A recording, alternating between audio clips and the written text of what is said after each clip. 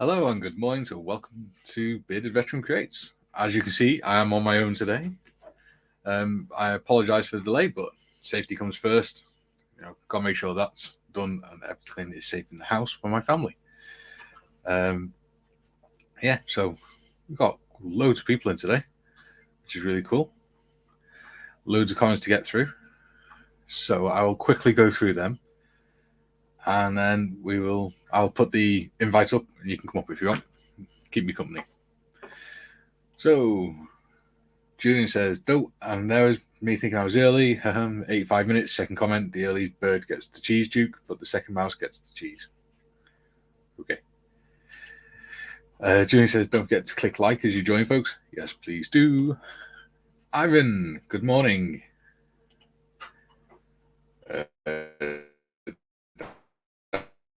That's if anyone's in. Yes, lots of people in today. I just realised the microphone's half a mile away because I'm doing that well this morning. There we go. Hopefully the sound should be a bit better now. Julian says, "Good morning, Ivan. How goes it?" Mikey has an electrician checking his wiring, so he'll be about 5-10 minutes late. Ivan says, "Julian, buddy, a very good morning to you, mate. Everything okay? Here, thanks, mate. How's you hanging?" Julian says, "Mind you, Mikey didn't say if it was his wiring or the house." Probably a bit of both. In fact, you've all read all these comments, and there's a lot of them. I'm going to be here all week. So what I'll do is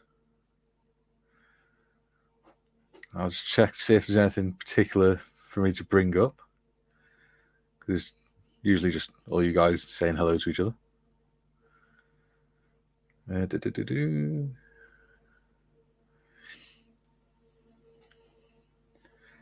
Yeah. So good morning, Graham, Julian, Duke, Jim, Tiff, Ian, Ivan, and of course, Mr. Evans. There we go. Okay, so, yep. I will put the invite in now, because it's all mostly just me talking to you guys in the chat anyway. So copy that. It's very quiet in here on my own. I'm not used to it. I'm used to having other people talking at the same time whilst I'm doing the live. So put the link in. If you want to come up, feel free. Going to be doing a little bit of painting on my section mode tank today. Ooh. Oxel's modelling kits. Hello. Thank you for joining us. Nice to have some new faces. And I'm very well, thank you. So yeah, the link is there. If you want to come and join in, you're more than welcome. Aaron says, "Good morning, Mr. Evans." Yes. So today I'm going to be doing some painting on my tank, my French tank. So let's bring that forwards. Now, I haven't positioned the camera, so let's have a look how that is. We've got 18 people watching already. Wow. Doing well today. Perfect.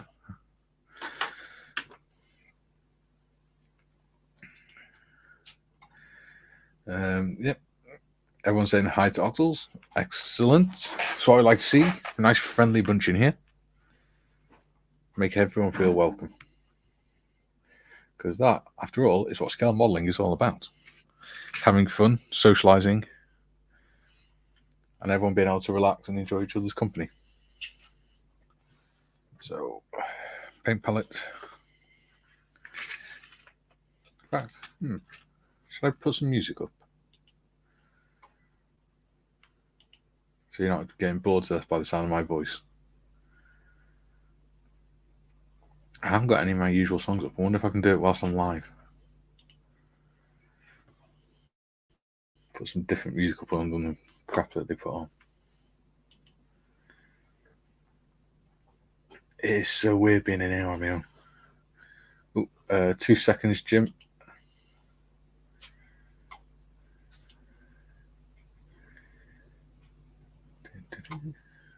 Put that up. Right, so that's adding, and I'll add Jim. Good morning. How's my sound this morning? Coming across 5x5. Excellent. That's what I like to hear. Yes, loud and clear. Good morning to everyone in chat. And the scoff is very good because I don't know what it is, Gary. So maybe I'm telling you horse manure tastes good, but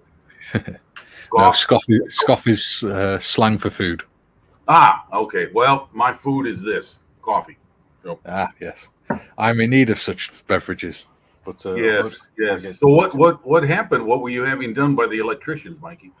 Oh, it's just the house wiring. It needed inspecting. Okay. Are you on circuit breakers or fuses? Circuit breakers, I believe. Okay. All right. Yeah. The reason I ask is that where I live, we're still on fuses. I couldn't believe it when something went out one day and I went to check the electric box and it was fuses. I was like, oh, okay. We're taking a trip back to the 70s. All right.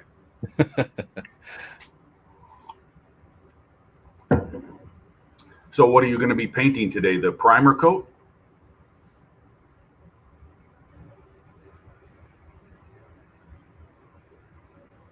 Nope. I think I'm on my own, folks. Mikey, are you there?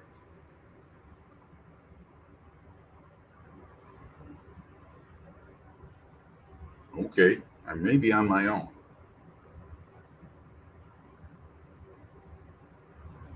Okay, folks. Is everybody getting me in chat? Am I coming across? Hello. Oh, okay. Sparky just flicked the wrong switch. Be back in a minute, says the comment. So Mikey's going to be out of commission for a few moments. You'll have to deal with me. I'll have to entertain you on my own. Well, let's see. What do we got in the comments? I can keep score with what we got here. Let's see. Octals modeling kits. Welcome. I think that's right? Octals. I hope I'm pronouncing that properly. Forgive me if I'm not. Welcome, Brian. Welcome. Chef, okay, thanks for the acknowledgement. I'm here. Okay, and that's to your you'll have to deal with that until we get some help with the bearded man. Julian, hello. Tiffany, hello. Gary Evans, hello. I feel like I'm Larry King, hello. People of the UK, hello. Okay, what do we have? Frank Holder, Columbus, yeah, Callum, how you doing down there in New Zealand? Yeah, Frank, I didn't know Umbro made weathering powders. Like I said, the only thing we get here in the States is their enamel paints. They still make them in those little tins. Oh yeah, we do get their acrylic-based spray paints too, which are kind of good. You know, I've used their spray paints, not bad. I'm not much of a spray painter person myself. I'm a bit too heavy-handed. Prefer the airbrush. Gramio, good morning. Always nice to see you. Ian Ellison, good morning, Ian. And of course, Duke. And once again, I'll always say hello to Julian. Julian, love your sense of humor. Always glad to have you here. You always bring some great comments and good laughs and a lot of historical facts to the show. So always glad to have you here, mate. And who else we got in here? Our usual suspects are all here. I'm just streaming through the comments, seeing if someone else has jumped on. And no, I guess we're all here. So all accounted for.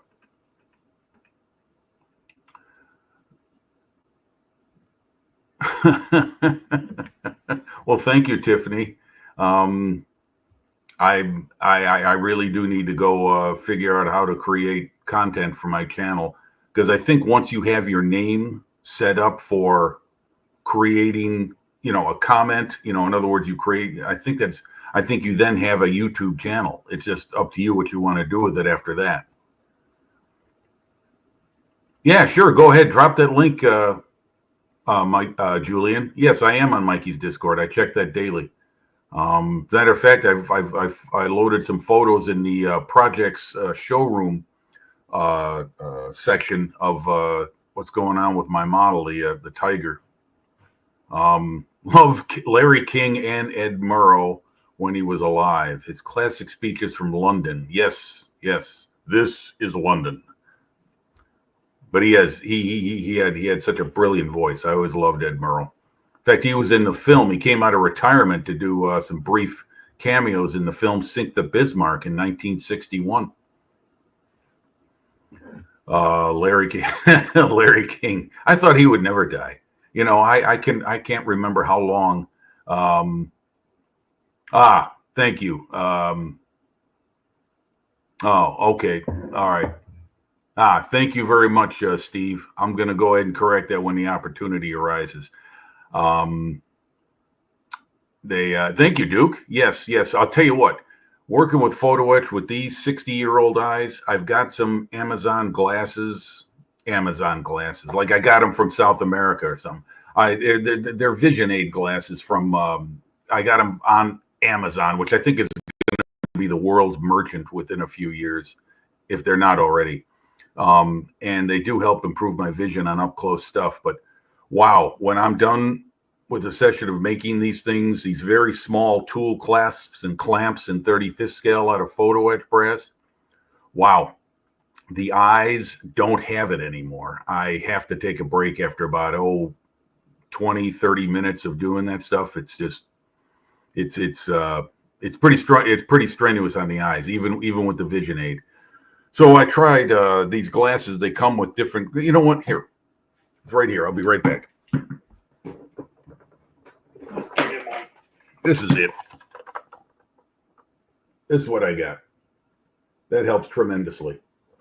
And they come with different levels of magnification. And I've just recently moved up to another. See all these these fit into the glass holder, and I just moved up to another magnification yesterday to see if it worked. And yeah, it helps. It doesn't. It reduces the strain on my eyes to focus. Okay, Tiffany. All right, Tiffany. Have a nice weekend. I think Mikey's back. Oh no, it's me. Okay. So anyway, take care, Tiff. Hope all is well. Have a good day. Have a good weekend. Yeah, this is what I get, folks. This cost me about $25 American. Here, let me get that so the glow. Okay, there it is. Are we coming back, Mikey? Mikey, are you back? I'm back. No? There you are. Okay. Callum was here and he's come back out. Sorry. Was that him coming down? Okay. Okay, Gary, what adhesives do I use? I use Icky Sticky Flexi CA glue. Got that from an outlet here, a distributor here in the United States. Along with Outlaw Paints, I can get Icky Sticky and Outlaw here in the States through a man who has a hobby shop in Arkansas. So I use Flexi CA glue from Icky Sticky. Highly recommended. Hello, Callum. Hey, what up? How do I sound? Just been fiddling with my microphone. A little bit distant today. Yeah, just a wee bit.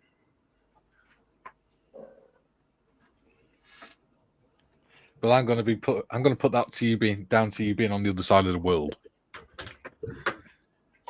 My bloody microphone settings have two USB settings. I'm not sure which one's which. Perfect. You're coming through 5x5.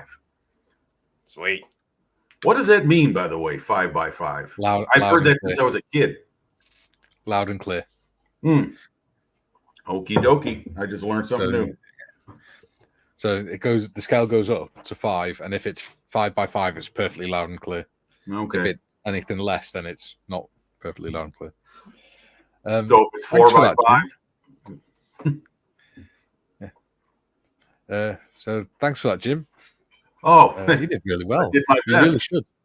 You really should start doing your own shows, mate. Yeah. Well, like I said, I've got to find that book, YouTube for Dummies. I also need to invest in some equipment. You guys got microphones and cameras. I'm looking at you right now through the camera in my PC, in my laptop. So I need to have a little bit more, you know what I'm saying? You don't need too much stuff. I mean, for my recording, I just use an old phone and the cheapest microphone I could get, which cost me like $20. I mean, that's all I use. Yeah. Well, do you have an over the bench camera, Callum?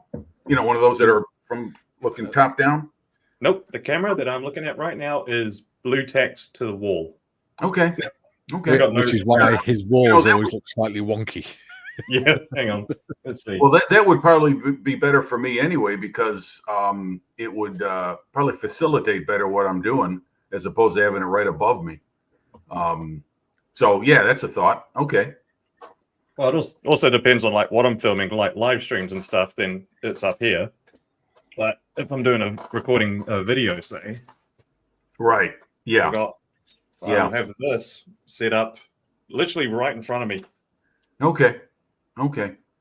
Yeah, because the kind of videos I thought about making, of a friend of mine suggested to me. He said you could go ahead and do your work and then edit that and then just narrate over the top of it, as opposed to going along as you build, kind of like how Nigel's modeling bench does it. And then you won't hear me cuss out like Nigel does. Yeah. I mean, everything that I record is all, I have stuff in the background. So it's all, I delete the audio and then just do music and voiceover. But What do you mean? Yeah, I mean, who wants to hear you on the Thunderbox? yeah, but I'll literally have this set up right in front of me and I can still work around, look over it. All right. Okay. Oh, that's the Focke-Wulf. That's the 200. Yep. Still working on that when my airbrush decides to work. That's a nice aircraft.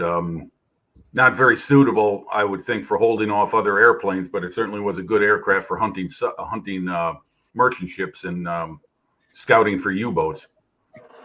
I think it was one of the few aircraft that actually look better in the civilian than it does in the militarized. Yeah, well, that's where it started as an airliner, just like the Henkel 111 was an airliner. Yeah, it did one of the few 4-engine German aircraft. Oh, excuse me, I'm going to refill my Java. I'll be right back. No problems.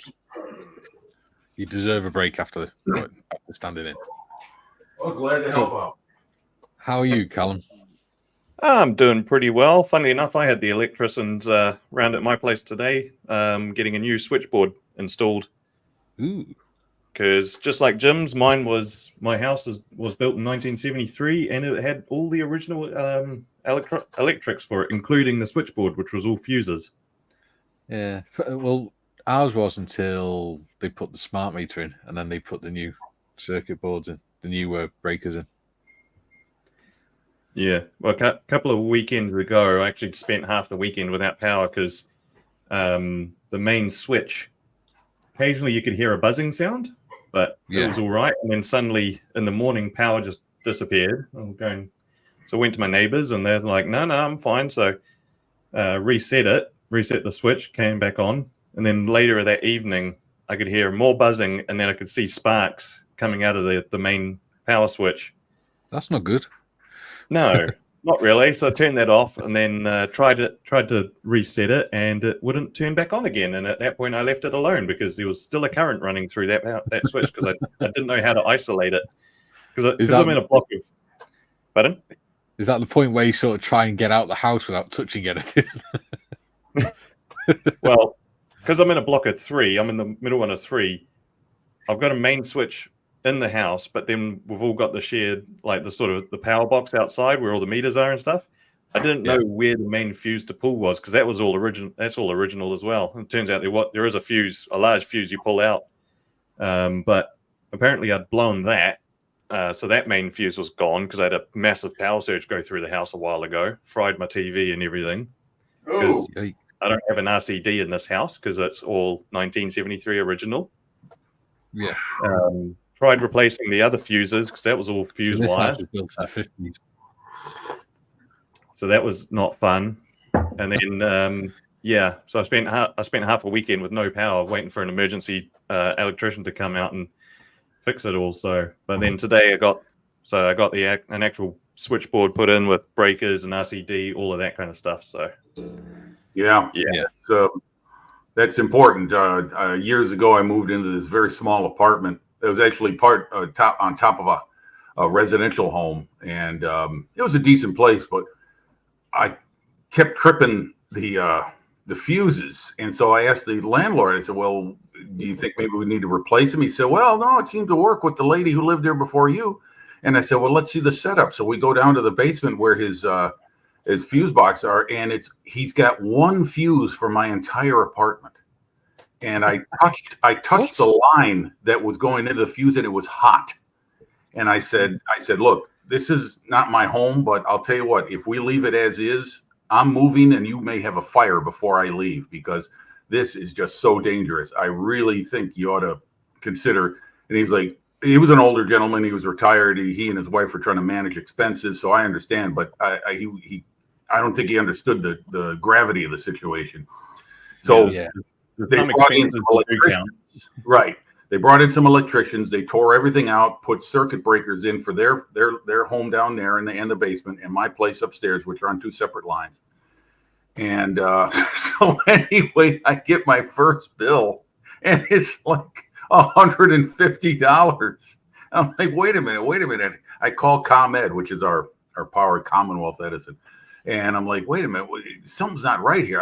My electric bill's normally like $28, $30 a month. Well, you must be using air conditioning, sir, because it was summertime. I'm like, okay. So the next bill comes along, and it's the same thing. I said, wait a minute, something's not right here. Something's rotten in Denmark. So I turn everything off in my apartment. I unplug everything. And I go downstairs to the power meter outside the house, and sure enough, mine is spinning and theirs is stopped. What happens is that the electricians reversed the boxes. So I was getting, you know what I'm saying? So, Are you sure that was accidental, bill. not by instruction? I'm sorry? You were Are you sure putting that was everyone's accidental, bill. not by instruction? Well, anyway, I showed it to the landlord, and he was like, "Oh, I'm so sorry. I'll call him and get it." And so they compensated me for the one bill that I paid, and balanced out. I said, "That's all right. Hey, man, everything works out. We're all good." But it took that to get it done. Fuses are like, it's time for I don't know. I don't know what the housing codes are like in the UK or Australia, New Zealand, but I'm not sure if that's required in the United States to have circuit breakers in a new home, probably, but in an older home, I don't know. This home has been here since the early 1950s, the one I live in now. This was built in the 50s, and this had circuit breakers. Yeah. And fuses. Oh, I'm all for it. Believe me, it's not my call though. I don't own it. I rent the basement apartment. Yeah, it's I'm pretty sure they're legal requirements in most of Europe, but certainly in the UK. Yeah. Well, I'm not in my bench this morning. I'm sorry. What's that, Callum? They did a lot of funny things with New Zealand houses back in the day. I mean, looking at my parents' house, that was built in the 60s, and the wiring in there, they had to get the whole house rewired when they had their switchboard replaced, because it was all so dodgy. I mean, their bedroom light, they were trying to replace it with a new light, and it turns out there were about 3 extra lights hooked onto this one light in different rooms. And when Dad thought he had isolated it, he didn't. There was still a live wire, and he got one hell of a shock from it. He was holding a screwdriver, and it went clear across the room. Holy, jeez!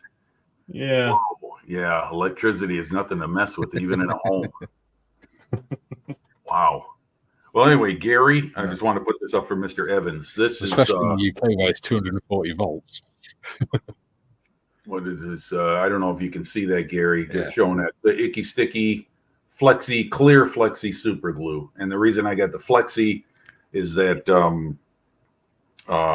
it says right on the label, ideal for photo etch parts. That's what I need. I need a little give so those things don't pop off my model after I put a part on there. Yeah. So anyway, that's what I use, Gary. I found that works good. If you're near a hardware store, go buy some Loctite. That's one of the more durable CA glues you can buy off, just basically over the counter, instead of going to a hobby shop or a hobby merchant. Uh-oh, Kaylee just gave you a heads up, Mikey. Might go off again. Yeah. See, If it does, by the way, I like to use the medium icky sticky. Okay. That's sort of my go-to for everything. Yeah, I think this is the medium grade of thickness because it does have a little bit. It's not the what am I trying to say? The thin. That stuff is like sand. It gets everywhere. It's a mess. I've got the thin one. I can't get the lid open without breaking it. Mikey? Callum, Yeah. get a pair of pliers and just squeeze around the bottom of the cap with the pliers. It breaks the glue. I did that once, Mikey. I broke the whole cap off. If my camera was better, you could see the marks. I broke the whole cap off. That's what I did. I tried the same way. I was unsuccessful in that attempt. Someone said put it in a refrigerator. Yeah. If the Wi-Fi does go off, I'll be back as quick as I can. Yeah, but that medium stuff is much better. I use that for rigging as well. I took that along to my model club this week because I decided to give a tutorial on how to rig up, ships and stuff like that.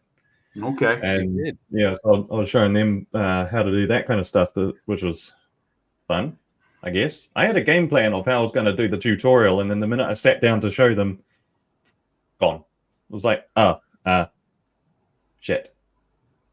What am I doing again? Oh, jeez. The whole thing was suddenly ad-libbed, and it was like, if that was too stuttery, let me know. Well, I think I managed it. People said they learned something. Yeah. Well, there's a lot more rigging on World War II warships than people think. Yep. Jim says, our house was built in 1984. Electrics are on circuit breakers. I'm on a smart meter now for that and gas. Yeah, same here. And he says it works until it doesn't. If you're lucky, nobody dies when it doesn't. Better to get it fixed before it needs it. And he says Wi-Fi range estimates are always fun. They're estimated for US houses where the walls are a lot flimsier than in the UK. Ranges are much shorter in the UK. Yes, they are. Well, newer homes, yeah. We like I said, this is an older house, so the walls have a little bit more integrity as far as thickness and materials. Yeah. Ivan says, funniest thing I ever saw was a mate and me were out rabbiting and we took a pee on a 12-volt cattle fence. lifted him off his feet, knocking him out. That's one hanging a hog he'll never forget. Woohoo! That's what Callum would do. Not pee on one, but I have experienced one of those cattle fences before across the chest. I didn't realize it was electrified. I was at work and with my manager. I was trying to lean over to pick up a bit of equipment I dropped, and I had the wire straight across the chest. And suddenly, next thing I know, I'm on the ground, and he's going, "What the fuck was that?" I'm going, "Either that's electric or I'm having a heart attack." Yeah.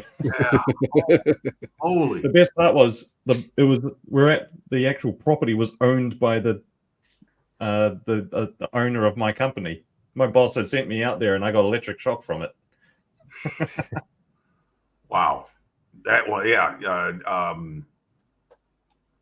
I hope that doesn't happen to me. We do have farms out there this way where I live. About another 5 miles or so south and west of me is all farm country, but it's just growing farms. There's some livestock out there like cows, but there's nothing numerous. Let's put it that way. So I don't know if there's any electric fences. I think they have to post warnings, don't they? Isn't it a requirement? Apparently, Callum didn't see them. I don't know. I'm asking. I'm not saying for sure. I mean, who knows? Not in New Zealand, no. They're usually recognizable. They're slightly different from a regular wire and post fence, but Yeah. yeah, I was like 2 kilometers away from where you start noticing it. So yeah. Yeah. The best way to usually tell is it's usually just a single wire that looks like it couldn't hold anything back. Yeah, that's true. That's true. One's going to do it. You're not going to need Because they don't electrify the mesh, do they? They electrify the wires above it. Yeah, depends on the also depends on the livestock. Yeah, because our ones are usually you got posts and then you have 3 wires running across. Yeah, and if you got cows, then the top wire is fine. But usually for sheep, you need them quite down low because even the top 2 wires they can go underneath and the wool will actually stop the spark going through. So you need to have it right down low. And occasionally, if they still continue to ignore it, there's one trick where you've actually got to basically grab the sheep's head and then touch its nose against the wire a few times, and then it kind of gets the idea of don't go near that. Yeah. Well, at least they can learn. Sometimes it's like, well, it's a bit cruel, but they got to learn somehow. Yes. Yeah. Well, as opposed to human beings, who at least here in the States, they don't seem to learn much. So at least you can learn not to go near a. Apparently, neither does Callum. For my job, it's just an occupational hazard. That could happen to anybody. I mean, in the heat of doing your work, something happens, bingo. Kaylee says, "Sorry about this, guys." In reference to the electrics. Bless her. Julian says, "Laughing my ass off, Ivan." Ivan says, "Hi, Kaylee." Julian says, "No need to apologize, Kaylee." And Steve says, "We still have fuses and fuse wire here. It's ridiculous." Yeah, but you have Victorian lighting on like one of the biggest or the biggest structure in your town as well. Steve, may I ask, Steve, where do you live in the UK? In the north. Oh, by the way, do you folks all identify by county in New Zealand as well? Pardon? Do you identify by county when people ask you where you live? Like I hear that a lot from folks in the UK. I'm in Dorset, or I'm in Kent, or I'm in Shropshire, or something like that. Is it me? I'm in the town of Oswego in Kendall County, Illinois.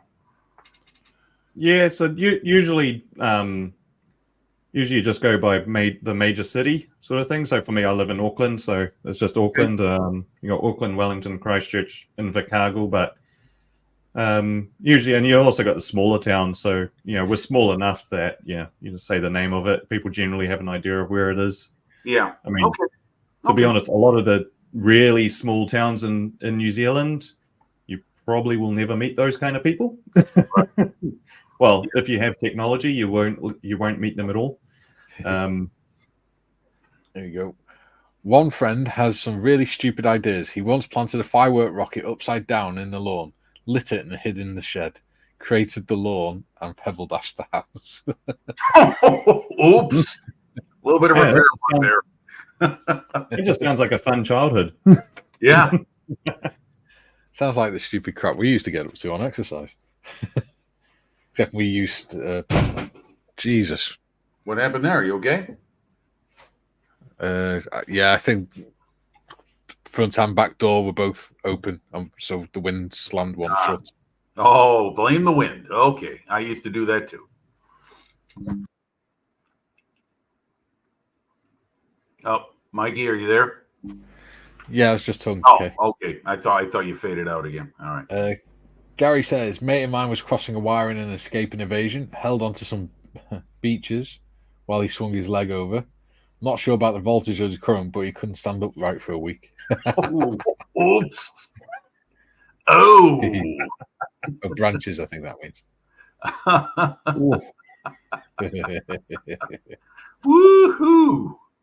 I think it's long, Gary. Yeah, branches. Yeah, so we're on 19 people watching at the minute. We were at 21, which is a new record for this channel. What happened there? Well, 21 is a new record for this channel. So yes, I'm not complaining. It is okay. Well, I'm glad. Congratulations. I'm glad to know I'm part of that 21. Well, funnily enough, I was actually going through my notifications and stuff last night for YouTube and stuff like And you first commented on one of my videos 5 months ago, Jim. Really? Let me know that you'd subscribed. Yes. Oh, that's right. That was the railroad one when you were building the first railroad model you started, the one you had created that separate channel for. Remember that? I think. Or is so. that the same channel? I just didn't know it. Same channel? Okay, yeah, because that was the I don't know. Hard to remember. I've subscribed to so many bloody channels. I mean, my list on my YouTube channel file is. I mean, I look at some of them sometimes, and I'm like, I haven't watched something from that in when? I don't know. So, but 5 months, okay. Well, happy 5 months to you then. Cheers, mate. Cheers. Oh, Steve's in Blackpool. Yes. And is that in the west, in the south, southwest, northwest? Oh, okay. So he's up near, he's north of you, right, Mikey? North of Wales. Yeah, I can see Blackpool Tower from where I am. Ah, okay. It's on sort of on the horizon if I go up on the hill. Okay, so then is Blackpool in Dorset or Shropshire? Lancashire, I believe. Okay. Just curious because it's interesting. I hear all these names, and there's so many British YouTube modelers out there. I mean, there are many of them live in the south and west of the country. That's because we have some long, cold winter nights, so we have nothing to do but sit there and model. And it is late, and the Bonnie Banks are closed. It is. Yes. Lancashire. Okay. Lancashire. Okay. See, I'm saying it Lancashire. I'm not saying Lancashire. Yeah.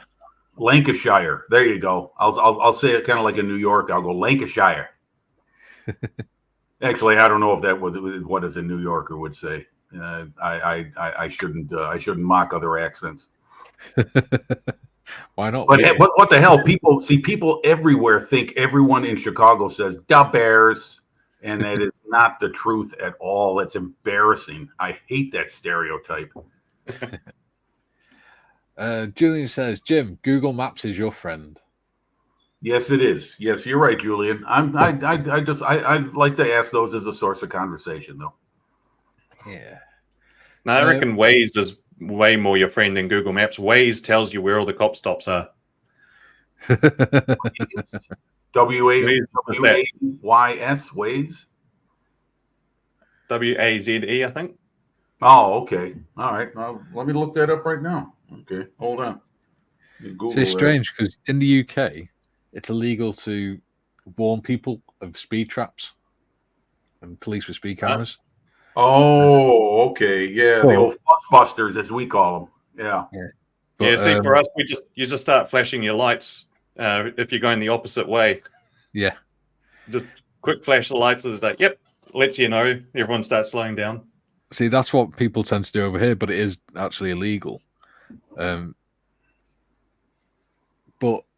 the company that does it gives the locations out for the following week to the local newspapers so that they can put them up and tell people where they're going to be. Apparently it's okay for them. Dominique's in the house. Good morning, Dominique. Yes. How's the weather in the Netherlands?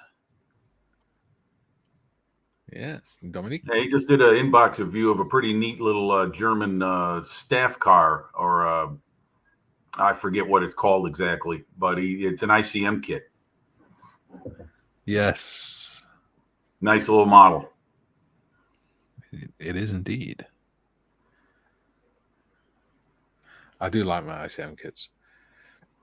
Ivan says, got a tower there, Jim. It's a direct copy of the one in Paris. It absolutely is. Mr. Evans says, but the UK police have to notify you that there is a camera point because the idea is to prevention of crime, not reporting of it. No, the idea is to make as much money as possible. Yes, we got the same thing here. We have the same thing here. It's the lowest hanging fruit. Yeah, cameras everywhere, but never. Oh well, the camera film is too grainy to be of any use. Oh, thanks. But apparently you can read my number plate from 100 yards. Yes. Well, that they will never let you go on that, Mr. Connolly. Never. Ivan says, hi, Dom. Scott says, not in Oz. They put it on the radio where speed traps are. Graham says, morning, Dom. Gary says, present, not print. There we go. Are you writing with your nose today or something, Gary? It's not like you to be making so many mistakes. Duke says, I use Waze to Callum. I've noticed, actually, during this episode, whenever you you go to try and get Callum's attention, Jim, it sounds like you're calling him Camel.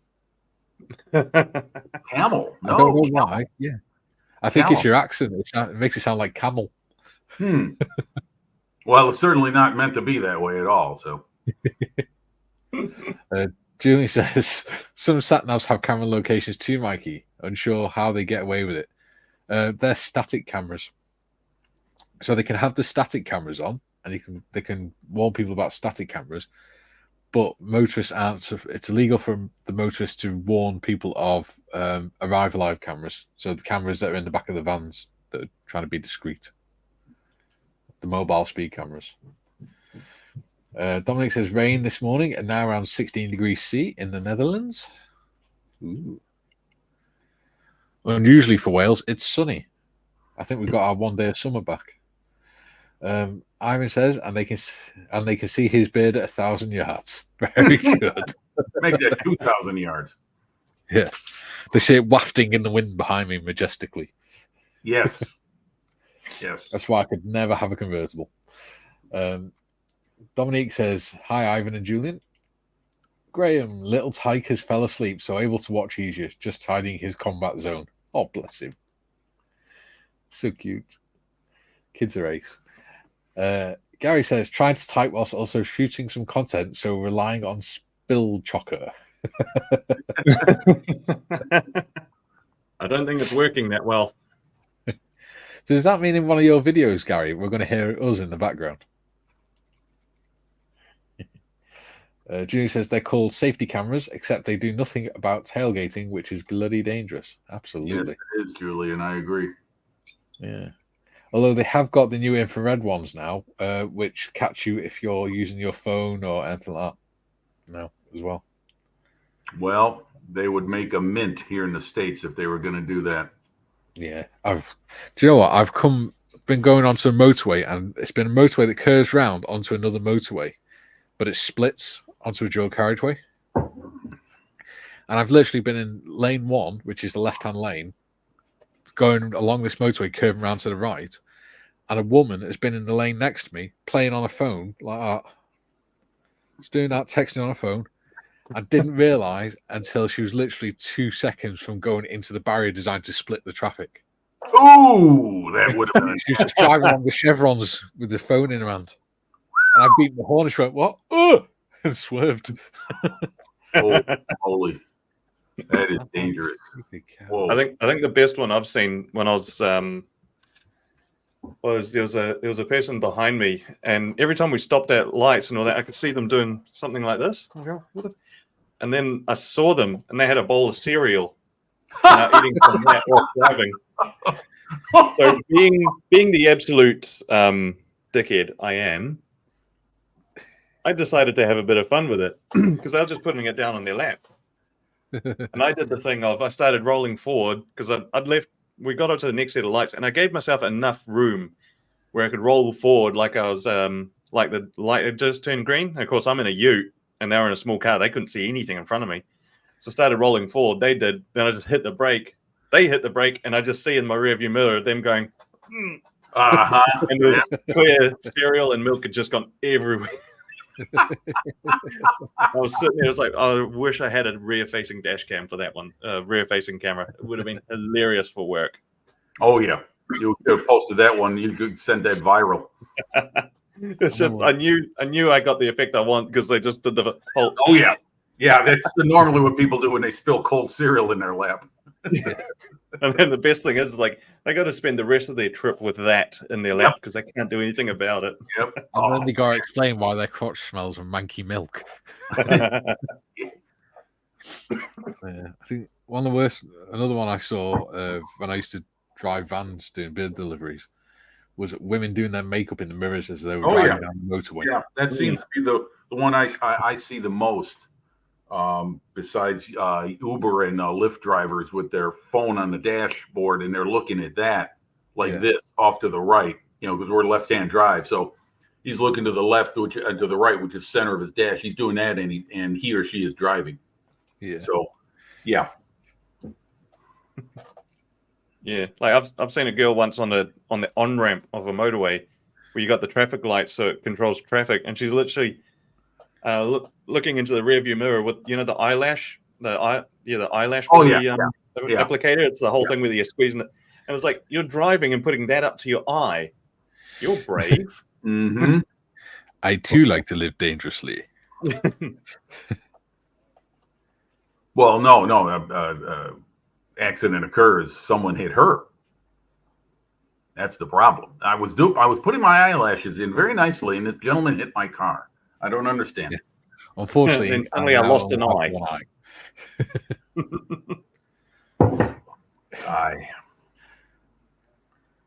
Gary says not allowed to be discreet even with mobile units. Yeah, they're not supposed to be. They tried to do it down the road from us on the main coast road in North Wales. What they were doing was they were parking the van behind the wall next to the main dual carriageway. So they were trying to hide the van. So somebody saw it, drove past, pulled in, and then turned around, went back up the little side road that they were parked on, snuck up to the van and slashed all the tyres on it. Oh! Next thing, all the camera guy knows is the van's going. So the police had to call the recovery truck. Boy, they. And they've never parked there since.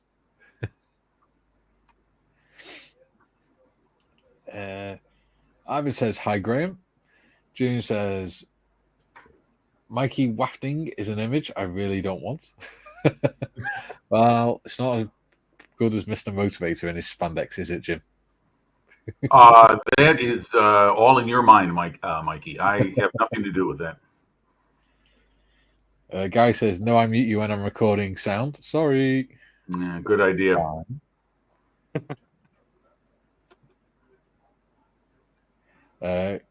Gary says, great job there, Callum. You should get a public award for that. I agree. Yeah. You've probably saved some little kid getting knocked over. Julian says, one guy saw driving, took a corner with a cigarette in one hand, texting with the other. How the hell is he steering? God knows. Probably with his legs. I used to work with a wagon driver as second man on a wagon. And if he wanted to roll a cigarette, he would steer the wagon with his knees whilst rolling the cigarette with his hands. That's what I meant. Yeah, his knees. Yeah. Yeah. 7.5 ton truck. Ivan says, be right back getting coffee. And Julian says, I used to do what I call a free brake test. If I was being tailgated, I'd tap the lights on and off. And then from the back, the lights looked like right. Yeah. That's an old trick a friend of mine used to do. Yes. Julian said, mumble, Mr. Motivator. Yeah, you really created an image there, Mikey. It's never going to die. Yeah. You missed that one, didn't you, Callum? What was that? In the UK, in the 90s, on breakfast television, there used to be this guy called Mr. Motivator, and he basically he was a black guy that wore really brightly multicolored spandex leotard sort of thing, like paisley colors.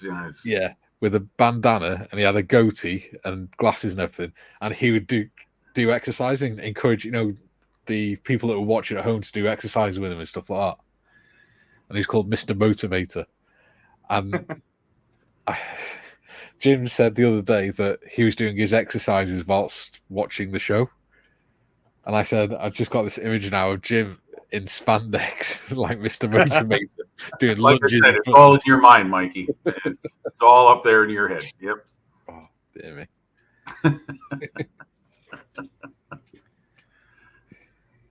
I mean, you're concerned about what YouTube would think of this or that if you put that on there. If that was on there, you might get cut off completely. Oh, I'm sure it's not that bad, Jim. Actually, speaking about what YouTube will and won't put on, Yeah.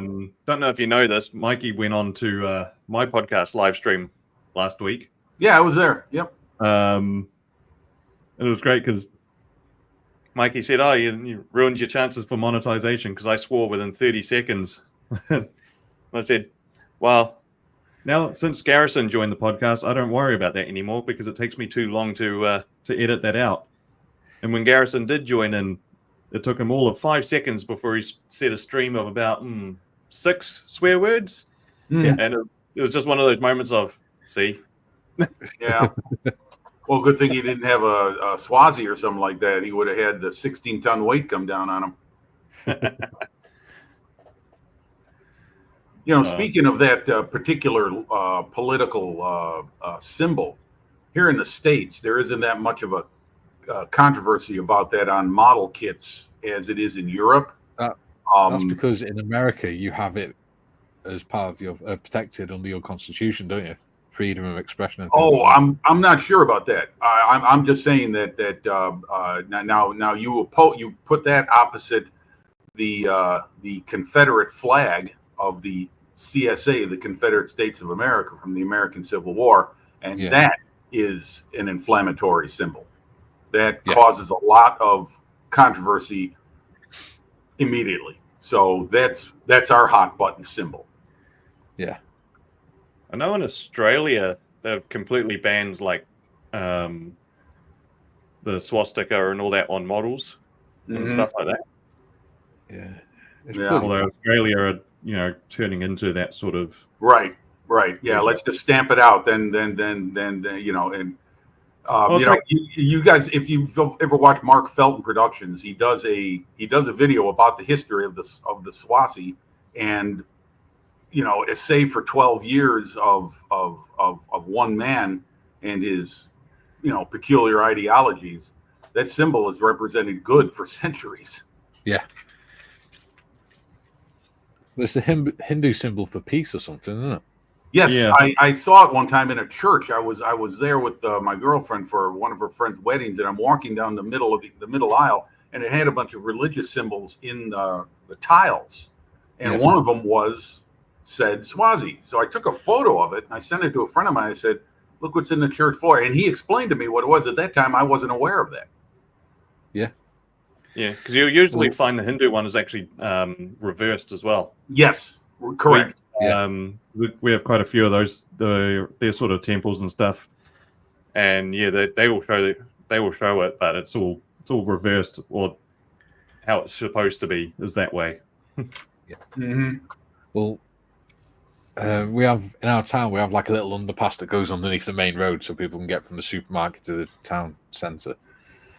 And some kids drew the symbol on the wall in spray paint, and then local newspapers went mad with it. Like, local kids are turning far right and they're putting Nazi symbols all over the town, and people commenting saying that's not a Nazi symbol.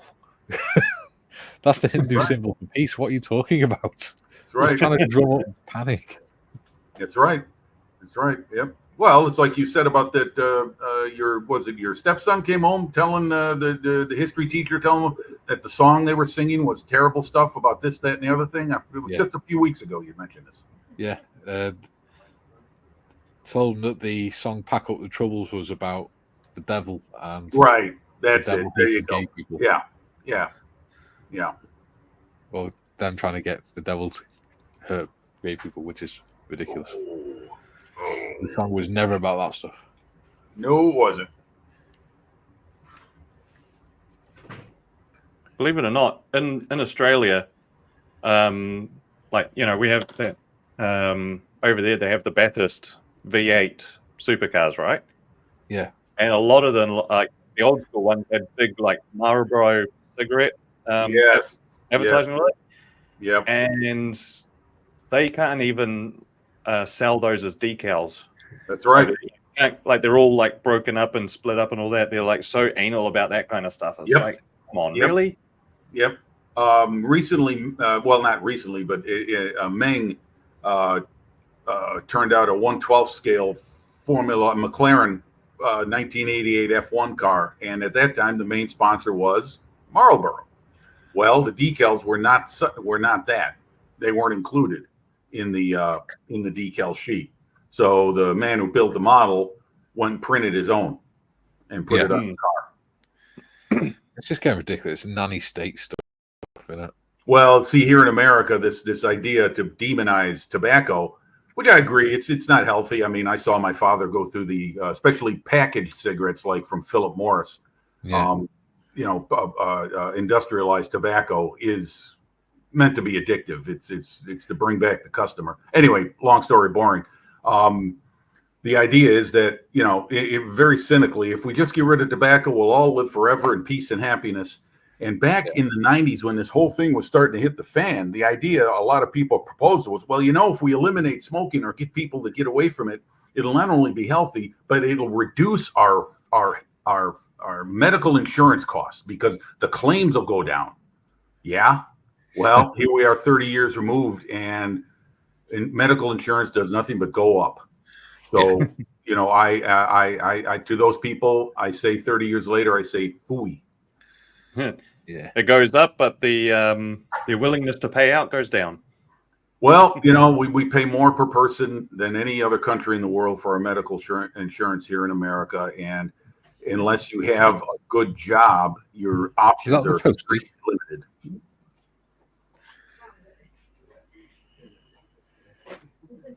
Like how much average is it for like health insurance, say per month?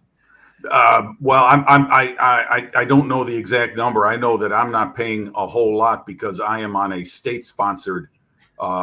Basically, it's part of what was called Obamacare. Yeah. And because I make under a certain amount per year because I'm not working, I qualify for this insurance. This is actually pretty good. It's an HMO-based insurance, which is basically managed care. But as long as I go within network, seeing my doctors and the specialists and everything, my costs are very minimal. Anyway, that's the truth about that. But no, going back to the whole smoking thing. Yeah, the idea is just censor it out. Don't allow it. You don't want smoking. It's bad. It's evil. It's this. It's that. I mean, a friend of mine recently complained. We were at a sporting event, and outside of the building, this man was smoking a cigarette. We'll walk past him, and he was like, "What's with that cigarette?" And I'm like, I said to my buddy, I said, can you tell me one place where you last saw or had to deal with someone smoking a cigarette? Restaurants? No. Public places? No. Anywhere? No. Just no. The fact is that we become more sensitized to someone smoking because we're not around it anymore, like when we were kids, and you could smoke in a freaking hospital, for God's sake. Yeah. Yeah. I still got to say, like, there's a couple of people at my work who smoke. And I'll still go outside and just stand beside them. There's a few of us that will just surround them when they're having a cig and just be like, ah. Yeah. one of my coworkers, he said, he used to smoke and he quit because his family and all that. He just goes, it's like, I know it's bad for me, so if I ever get diagnosed with something terminal, I'm going back to them. Yeah, I mean, it can't hurt. In our here in the States, private companies have, you can't smoke indoors. You have to smoke it 15 feet away, at least, from the building premises, or I should say the front door. Excuse me, not the premises. And in the last company I worked at, you couldn't even smoke in their parking lot in your car. So people who used to smoke would go in their car, pull off the company lot, have their square, and then come on back and park back in the same spot. One crackpot alderman here in Chicago had the idea of making it in city ordinance for you to not smoke in your car. So, Yeah, they banned it in cars if you got kids in the car over it. yeah, they tried that and it got shot down quicker than a lead balloon. See, I actually agree with it because when I was a kid, my mum used to smoke with us in the car, and she wouldn't open the windows. And literally, you could open the car door after an hour in the car, and you just have a cloud of smoke coming out. And It was horrible. Yeah. Yeah. Well, you So know, I do actually agree you with also have to think that logically, just by numbers, the numbers of smokers per capita has shrunk dramatically. Yeah. I know it has here in the States. Well, in the UK, they're trying to make it illegal for anyone born after a certain date to purchase cigarettes now.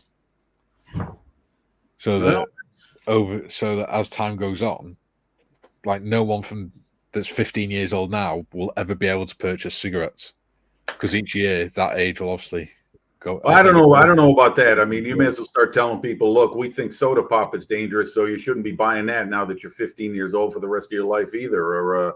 Or meat. We think meat is not healthy for people because we question what happens to you as you get older with your circulatory system. Blah blah blah blah blah blah blah. I mean, I don't know when does government work for us, and when does it dictate to us?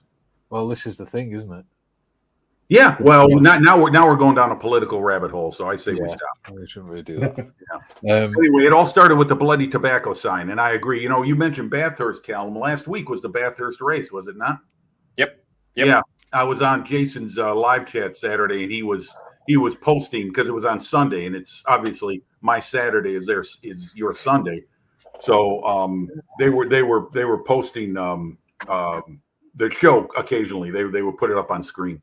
That's a big course, man. Holy mackerel! It's enormous. I'd love to ride that with my bicycle. Yeah, I just wish they went back to the old Holden versus Ford. The minute they let everyone else in with V6s and stuff, it's like, nah, it's supposed to be V8s, and it's two companies that divides, two nations. Okay. Yeah, I don't know much about the race. I'll look it up because apparently it's a big event. Oh, it's massive, especially with all the bogans and stuff like that.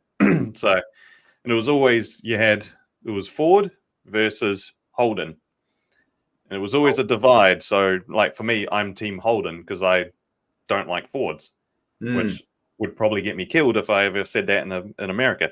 No, you'd be one of a group of people.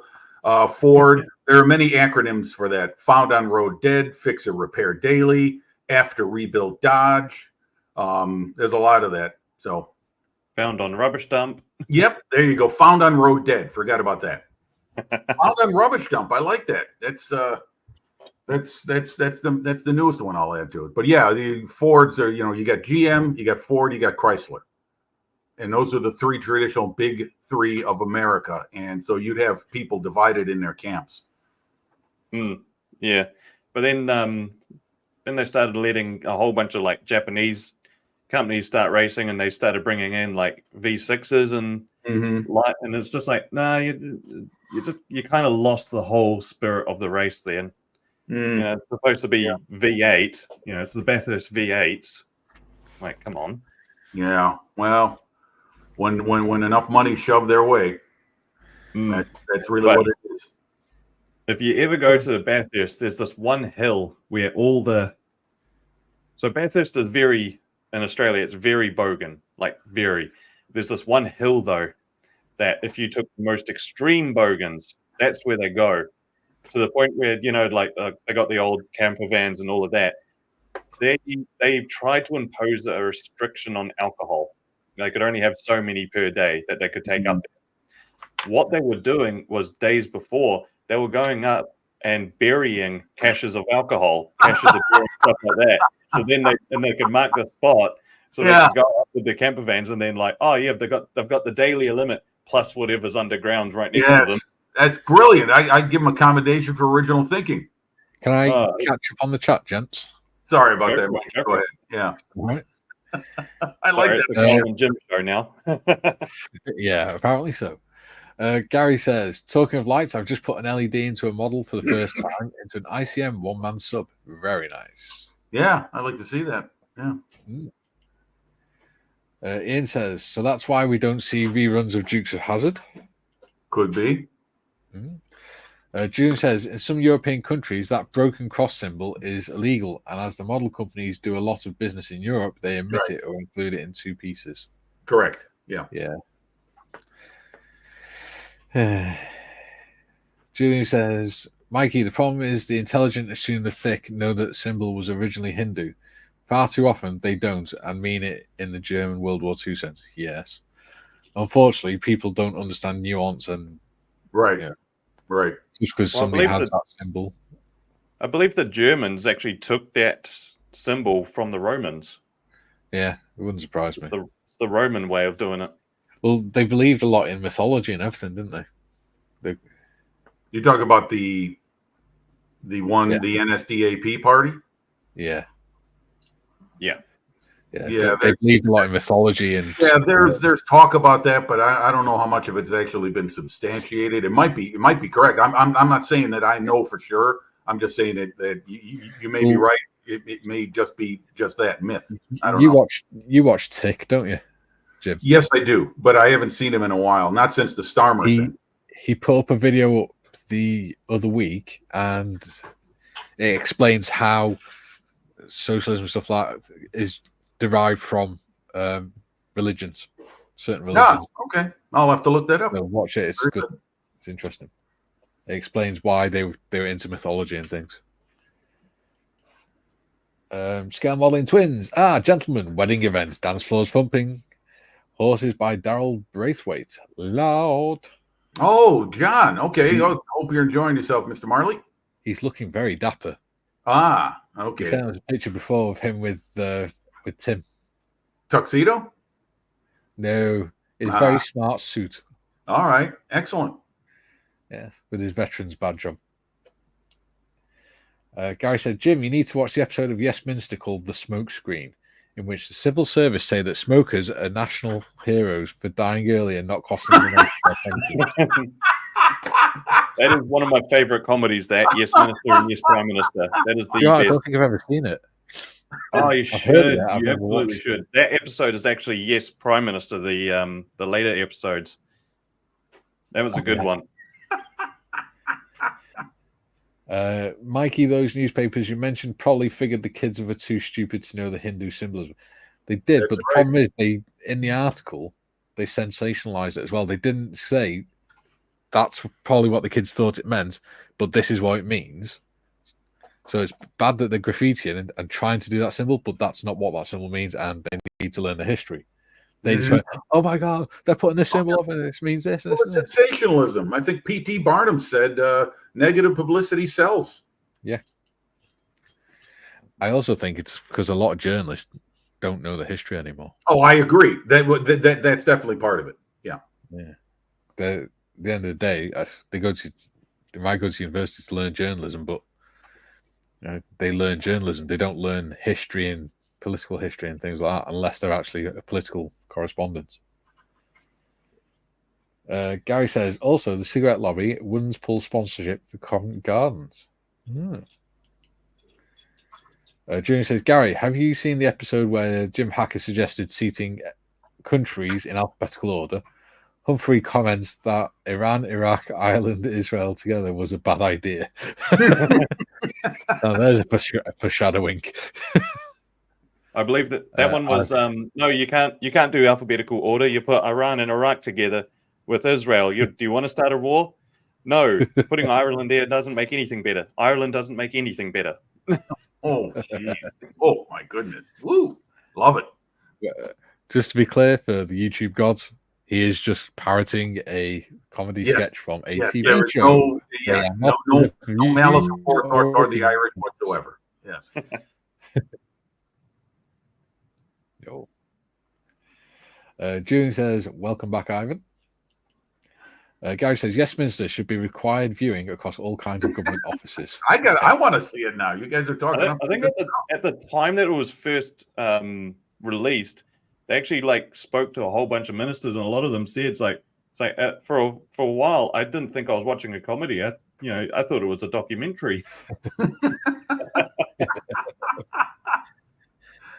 Julie says, if I recall correctly, Thatcher loved Yes Minister.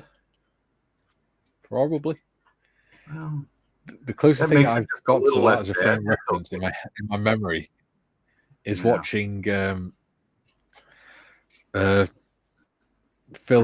Genesis Land of Confusion video with the spitting image puppets.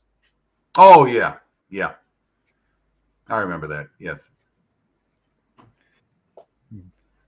With Phil Collins as spitting image and Maggie Thatcher and that. Mm-hmm. And Ronnie Reagan. Yeah. Gary Stuff says, watch the Bathurst in the late 80s when it rained really heavily halfway through. Awesome racing. Cool. Ivan says, has anyone done the Hobby Boss 148 F14A Tomcat? You've got that, haven't you, Jim? No, I've got the Tamiya version. Ah. You got the shake and bake version. Well, it all depends on what you know. If you want to build it straight out of the box, then I suppose it would be. But there's an opportunity for a lot of super detailing if you wish. I mean, there's every aftermarket part under the sun available for that kit. Yeah. Now, me and Callum came to the conclusion on his live that if you buy a Tamiya kit, you've got to be really careful when you walk around the shop to make sure you don't shake it too hard. Otherwise, you end up making the kit by accident. You get home and open the kit and I love Tamiya. I think they're a great starter kit for a beginner builder. They're that basic, but they turn out to be very, very good, and they build very well, and they're engineered superbly. Yeah, they're good base kits. Yes, I agree. John says, yeah, when Dick Johnson was the last car on the black stuff, awesome racing. Haven't cared for supercars since. Dick Johnson, isn't that being redundant? Ooh, Julian says, Callum, have you seen wheelie dealers worldwide? They were in Oz debating whether to buy a Holden or a Ford to fix up. Always a Holden. Ian said Mount Panorama, Callum. Yep, that's the name. I've forgotten the name. That's what it was. The Bogan site. Dominique says, question, Mike, is this an open live stream? I saw the link in chat, hence the question, or is the stream only for veterans? No, it's an open one. I'll put the invite back up in the update. Yeah, come on in. I'm not a veteran. So yeah, if they can have me, then they can have anybody. Yeah, I'm the only veteran on here today, which is really weird. Julian says, Dom, it's open. I'm not a vet of any kind. Nobody is a doctor. And I played one on TV. He's not a vet. He just likes playing with animals. Ivan says, thank you, Julian. Oh. Steve says, yes, Minister, Prime Minister is just superb. Gary Stuff, after one episode of Yes Minister, Thatcher's press secretary, Bernard Ingham, phoned one of the writers asking who leaked that story.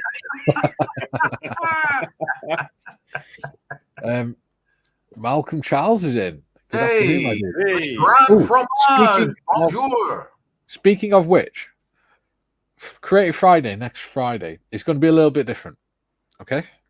So, next Friday, Mr. Charles is going to be coming on, and we're going to be doing a little bit of an interview with him. Okay. So what we're going to do is, me and Malcolm are going to do a chat and a little bit of an interview type thing. Then you guys can ask questions through the chat and stuff. And then for the second half, he's going to do some scale modeling with us. So you can go up and do some scale modeling with him, and he can tell us all about models for heroes and stuff. Awesome. Sounds fantastic. Yeah. So, yeah, hopefully you guys will enjoy all that. I believe I will. Get to speak to Malcolm for a change. I'll bring you in a sec, Dominic.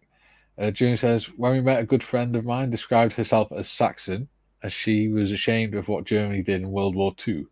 She was 20, for sake. That was her great-grandparents. On the plus side, she knew her history. Yeah. Yeah. I'll bring Dominic in a minute. Just let me get through these last couple of bits of chat.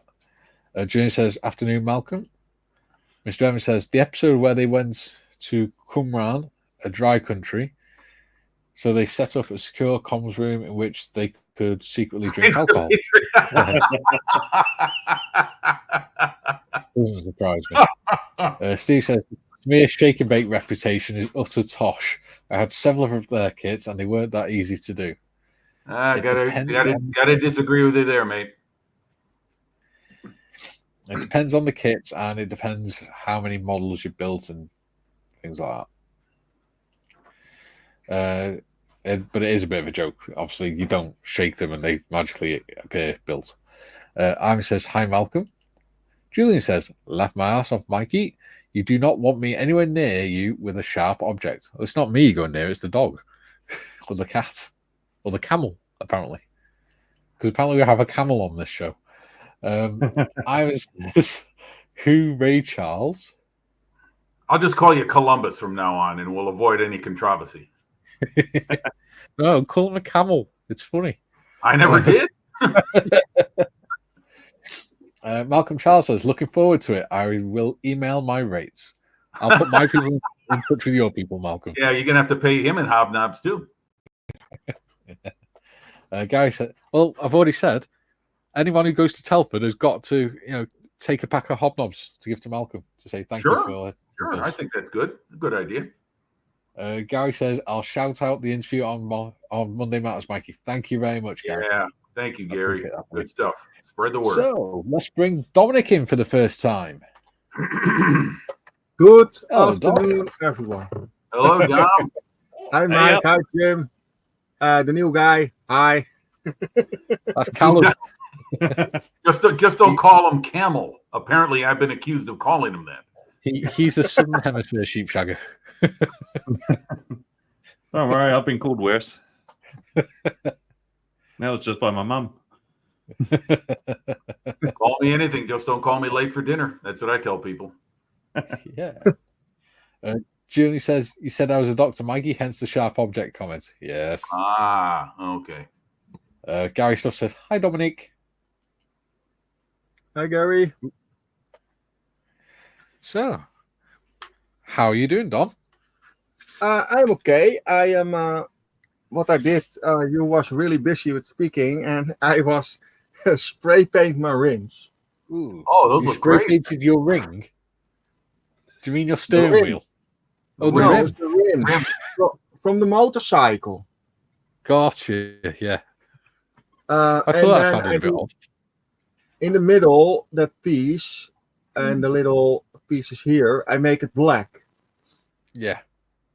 And then you have, yesterday I was busy with drilling all the holes Yeah. that make it more real. And then I was looking in the instructions for the right colors, and I have the conclusion I have a couple colors not in the house, so I need to go to the model store tomorrow. Hmm. And I am not happy with it. The reason is I try to spare money for my model show next month, Yes. and that is not happening on this way. So yeah, maybe otherwise on that model show, I think you have not too much paint there. It's more models, Yeah. and more socializing. Say that, socializing? You Yeah. speak with a lot of people. Socializing. Yep. Yeah. Well, I was how- be at my bench today, but I didn't move my computer over there to work on it. And frankly, I worked on it a little bit overnight because I woke up much earlier than I thought. I was up around 1 a.m. my time, and I was doing a little bit more photo etch work. And I've only got, like I said before, I've only got about 20 minutes or so on that before my eyes need a break. And that's what the phase I'm at right now in the Tiger, putting together all the tool classes or giving them a try for the first time. I'll post the images on Discord. It'll be a lot easier to show there. I forgot to ask you the other day, Dom. How's Danielle doing now? Danielle's working. Danielle, her work is bringing the newspapers in this area. That's, I think, 2 hours work. Yeah. And she did yesterday the other area. And last week this it for the first time in 6 weeks. And she's doing really good. She can walk. Yeah. What she wants. She go to the supermarket. She have a little walker with her. Yeah. And sometimes she think I go try it only with my stick, with the walking stick. Yeah. she doing really good, and she do cooking by herself. Only in the shower, she want a seat in the shower for Mhm. sure. Yeah. That is the only thing what she want, and the rest she do all her own things. And she doing her hobby things a little bit more again Yeah. in the weekends. Just, yeah, going good. She was looking, Better wouldn't and she? better. For Callum, right? For you, my girlfriend had not last month before, I think, the 20th of August, she had a little stroke. Dus then you know where I talking about.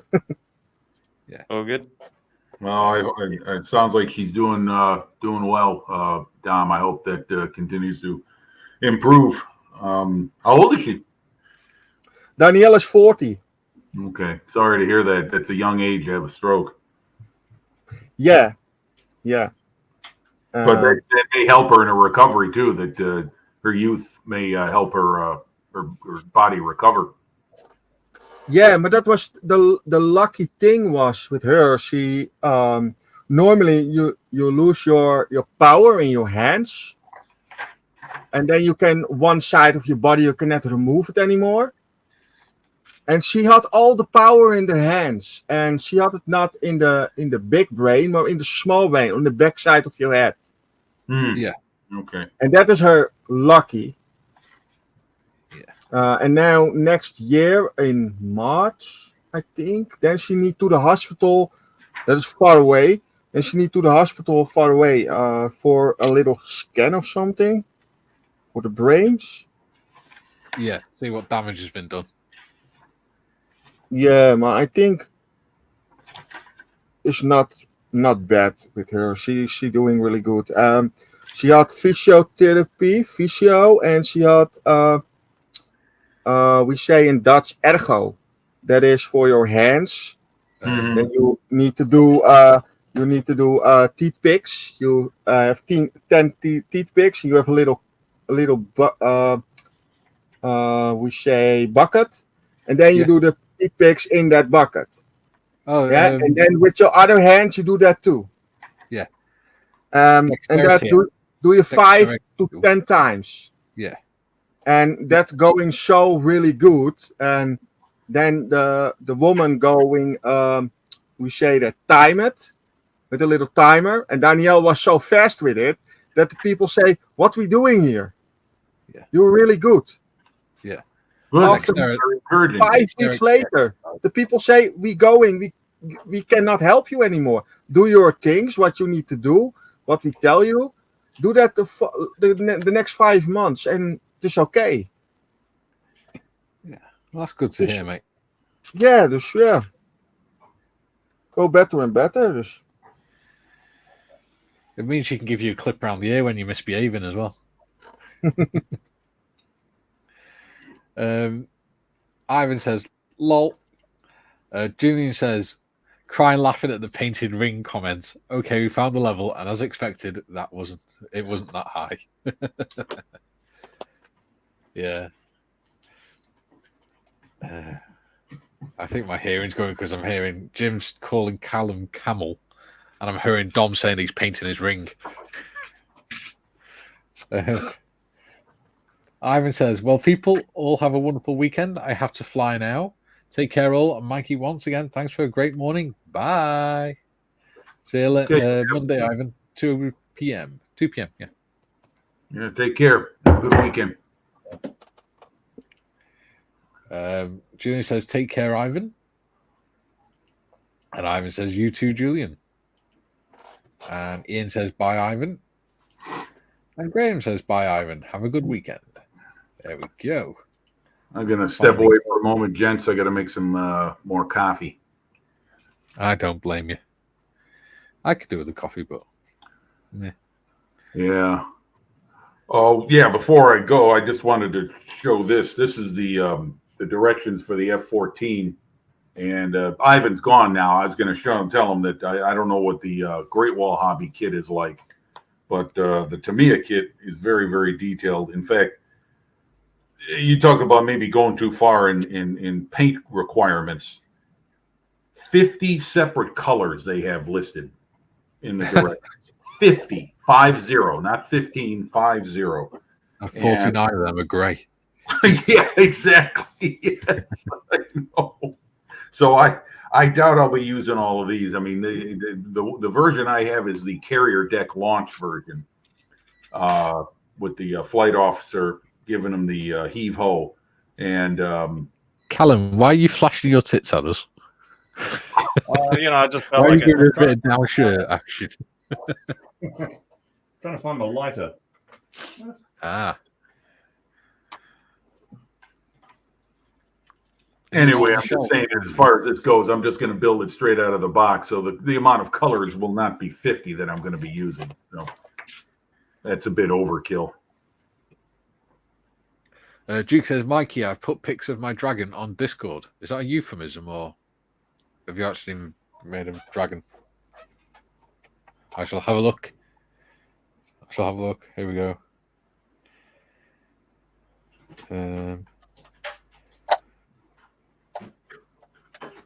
Oh my God! Put it away, Dukey. No, it's cool. It's a Welsh. Well, it's a red dragon, and I like it.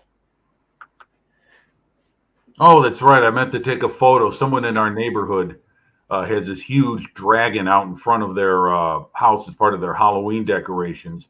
It's black and orange, but wow. it's motorized, and the wings are kind of flapping a little bit while it moves. So I should cool. grab a little video and send it to you.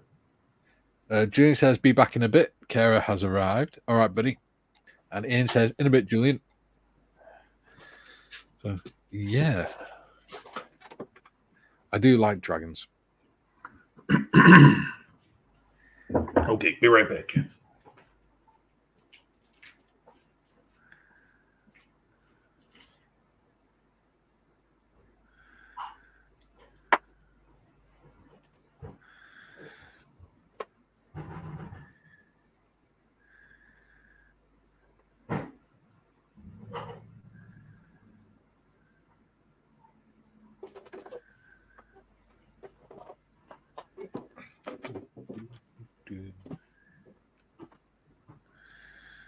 Come on.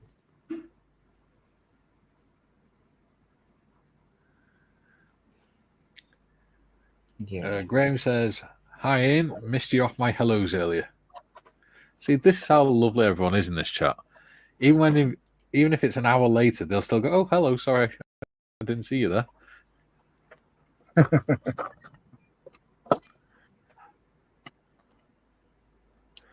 Still not found it, Cal? Nope. I swear I just saw it the other day because I moved it because it was in my way. I don't know where I've put it. It's a good job you're not a smoker anymore, isn't it? You'd be tearing your hair out. I'd be the world's worst smoker. I mean, all I need to do is stretch this bit of sprue so I can remake a wing strap for Do you this. want to borrow mine? I'll lend it you if you want. I'll have to fit it down in that corner. But no, I need to make another wing strut because this one, the first one was a little bit too short. So I got to make stretch sprue so I can get it to fit on that. Use some hot water. Go and boil the kettle and use some hot water. Or just put some smear extra thin on it and just pull it gently.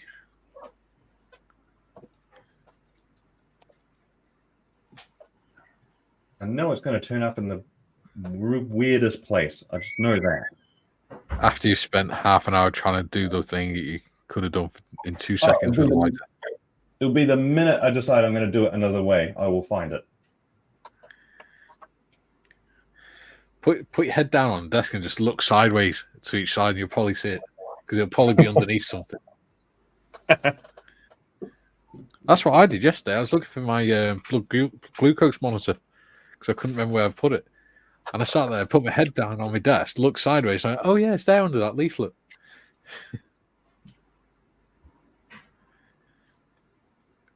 Ian says, it's okay. Hi, Graham. Pardon you. So, is anyone making a model in the chat?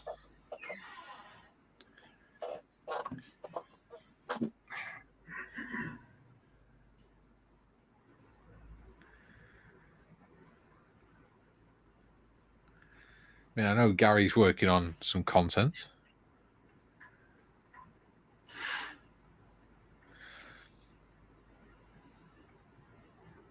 Malcolm's usually working.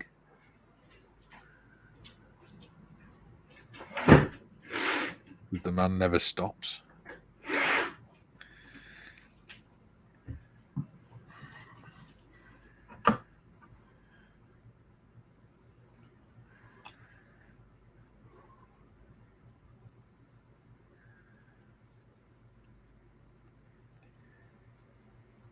Yeah, I have, in the future, I have something for Malcolm. I have a couple Airfix boxes with flying hours.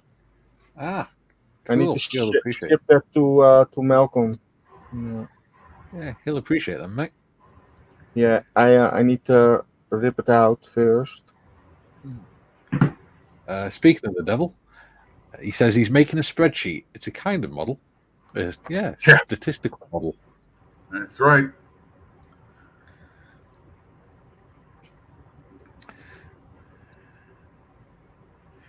Callum, have you decided what you're going to do for this group build yet?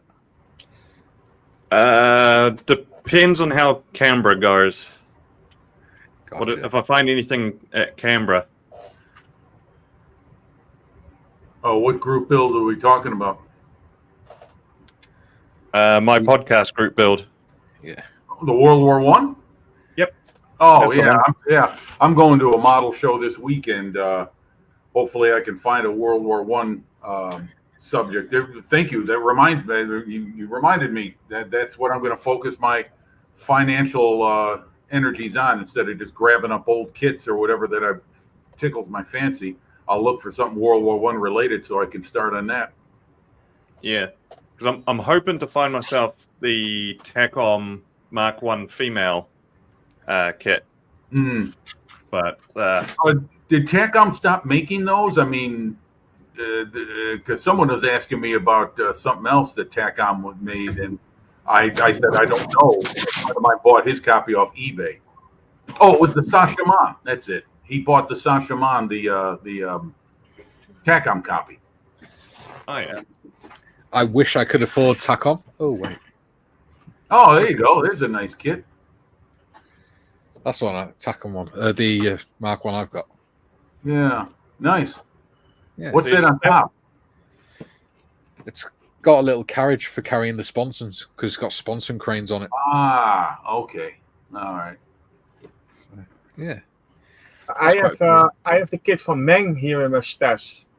British heavy tank Mark 5 female. Oh, okay.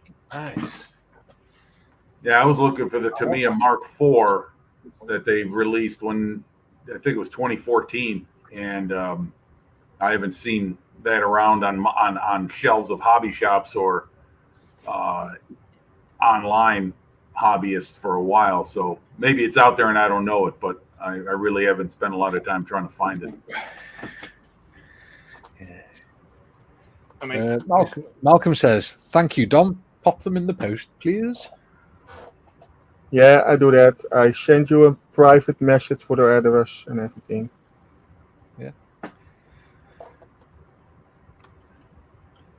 And of course, no problem.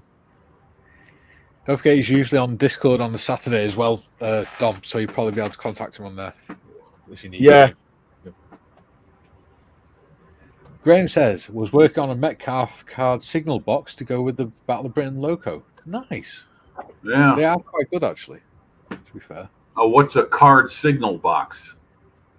So on the railways, you have used to have there were signal boxes, like buildings where they had all the switches to control the signals for the railway, that stretch of railway. Okay. So what scale modeling companies did is so that railway modelers can make the buildings easier and things like that for their setups, is they started making them, printing them onto card, and you fold them up a certain way, Okay. and it looks like a building. Yeah, I get it. Okay, printed paper. Yeah, you just Yeah. fold it up. Yeah, I get it. Okay, very good. Yeah. Blimey. I think I've actually got more done today than what I normally do on a live stream. Are you painting the gun breech and? Yeah, well, I'm painting the crap. That bit. Oh, yeah, you're right. What? What is it? I don't know either. The thing Oh, of it, wow. Yeah. the whatchamacallit. Yeah. Yeah. The Johnson rod. Yeah. Yeah. The penis extender. For soldiers who can't use rifles. Oh, yeah, Mikey, when you were in basic training for the Army, were you weapons trained too, even though you were going to go into the mechanics? Yeah, because in the British Army, you're a soldier first and a tradesman second. Ah, okay. Good idea. Your basic training is all about your normal soldiering skills. Right. I'm guessing it's probably that way in the U.S. military. I'm not sure. I was just asking. Yeah, probably. I would think so anyway. I mean, you might want to know how to use a weapon. You might have to someday. Well, yeah, exactly. It's like I think it's like say in the British in that you do everyone does a basic level of infantry skills, and then once you've done your basic training, you go into your trade training. So the infantry will learn advanced infantry tactics and stuff Right. like that. And Okay. mechanics go off do their mechanics courses, and medics do the medics courses and things. Right. I see. Okay.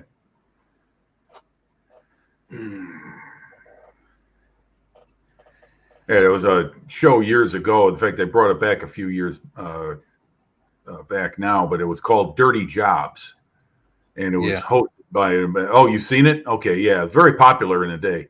And in fact, the host of that, Mike Rowe, he was the one who told younger people viewing the channel, "So you want to make a competitive wage? Then go to trade school. It's better than, in his opinion, it was better than college because you can make returns on your investment faster." Yeah. But anyway, he was got a flight in forget what military aircraft he was going in, and he had to get complete training on everything that was required for someone to fly in it. So it took quite a while. He said that he had to be checked out on everything before they would let him in the airplane. Yeah. Well, the guy that does TV show over here, it's cool. I think his name's Mike something. He does. Somebody mentioned it before, that car show. Oh yeah. Let me go back in the chat to see that. I know what you're talking about. Yeah. I think his name's Mike Graham, something like that. But yeah, he went off to Afghanistan because Wheeler Dealers. Yes, that's Is that it. Wheeler Dealers Worldwide. He's presenting a program about war weapons or something like that, or war technology. And he went to Afghanistan. Mike Brewer, that's it. Thank you, Yes, Ian. Mike Brewer. Yes, I see. Okay, thank you, Ian. He went over to Afghanistan, and they took him on a medical flight on a Chinook to go and retrieve guys from in the field and bring them back to the base.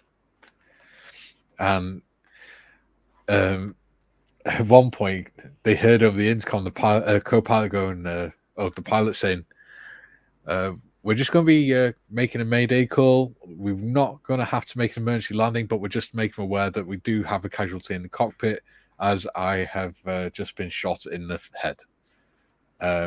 We will do our best to make it a safe landing, and we shall be back as quick as possible." And when they got out, the round had gone through the bottom of the cockpit, ricocheted off his body armor and gone up his forehead and into his helmet and stuck and Whoa. cut his head open. Holy mackerel. That So is the most he British landed. way to do things. Yeah. I'm awfully sorry. I've just been shot in the head. I will do Yeah, my best. the masters of understatement. Yes, I've got a spot of bother with my scalp. Yes. I have a rather large hole in my scalp. Yeah, wow. Well, there's a lot of blood in a head wound, so he must have been Yeah. gushing some blood. Yeah. You got him back, like. Well, that's good. Yeah, I mean, seeing he's the one flying the ship. Yeah. Listen to me, ship. I've been watching too many old black and white films. That's what they used to call aircraft. I don't know. The Americans did. I don't know if anybody else did, but the Americans did.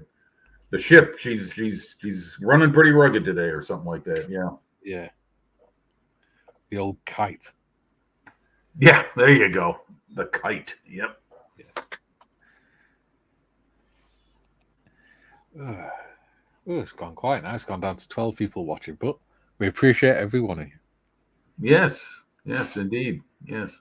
even though 10 of them are probably Jim. Hey, I'm from Chicago. I can vote more than once, right? I'm used to doing it. You're a Democrat. You don't even have to be alive, mate. Yeah, right. Yeah, that's right. That's one of many scams that the city is notorious for. Yep, the ghost voters. Yep. I remember when the news media went to the cemetery and showed the names on the tombstones too. Yeah. It's like only in Chicago. Yeah.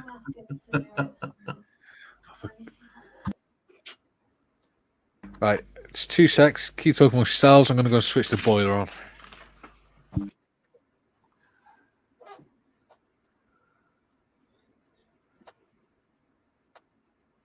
Oh, yeah. So, Dom, what scale is that motorcycle? 112. 1/12. Okay. Never built a motorcycle kit ever. Built cars and trucks, but never a motorcycle. Me too. I built cars too, and I built normally military stuff. But sometimes you want something different. Yeah, I agree. I really do need to shake up my routine. I build very linear. I build 35th scale armor and 48 scale aircraft, generally of the Second World War era, with the exception of being that F-14. But I need to find something that's outside my comfort zone. Maybe that'll liven up my modeling. But I'm married to my stash. I mean, I just turned 60, and I know I got more models than I'm ever going to build. But I mean, I want to build the kits I have. That's why they're still here. I mean, I take some out to swap meets and sell. But the ones that I have in my collection, which is over 100 at this point, I want to build them. 100. Is that everything? Last I counted, it was over 100. It might be probably more now because I keep buying new models. Yeah, I am over the 350. 350. Yeah, I'll tell you one. There's a live chat I watch here in America. It's called Squadron TV. Squadron Mail Order is a big distributor here in the States. Anyway, guy has his own live chat channel, and he recently came into possession. This family called him and said, "Do you want our late father's model collection?" And he said, "Well, what do you got?" And they said, "Well, we don't know. It's in a warehouse." So they go over there to this warehouse and they counted 18,000 separate model kits. Oh my God. Yeah. I have the most what I have is military vehicles, tanks, and airplanes. Yeah, same here. I have different stuff. I have World War II, World War One. Okay. A little bit of the modern stuff, not too much. A lot of tanks with full interior in it. Okay. I have the big Muscle Carl, the train, Mm-hmm. and I have the Leopold. Oh yeah. I know And that. I want to make there one big diorama with it, but that diorama is 2.50 meters then. Yeah. That's really neat. It's a little bit too much. Yeah. Dus that is not possible in this house. Dus I have it in my stash, but I love it. Dus yeah, it is in the closet and it eat nothing, you know. It is in the closet. It eats no bread or something. Cost me nothing. Yeah. A little bit space. That's it. And I am a person that I like too much. That is my problem. Want I start with modeling in 1/72nd scale, and I go really fast over to 1/35th scale, military tanks and everything, and vehicles. And then I think, oh, okay, I do airplanes 1/72nd scale. But you see not so much details in it. Dus I quit with that and I go 1/48 scale. And 1/48 is nice, but some airplanes are so nice, then I want in 1/32nd scale. I draw the line on quarter scale because 32nd is just too down. I mean, this F-14, frankly, I don't know why I bought it. I'm glad I have it, but I mean, really, it's just too large. I'm maxed out with space as it is right now. Callum, how about you? What do you build? Pardon? What did you have a variety of interest in your modeling subjects, or do you have a certain level a certain interest like what I'm locked into, or?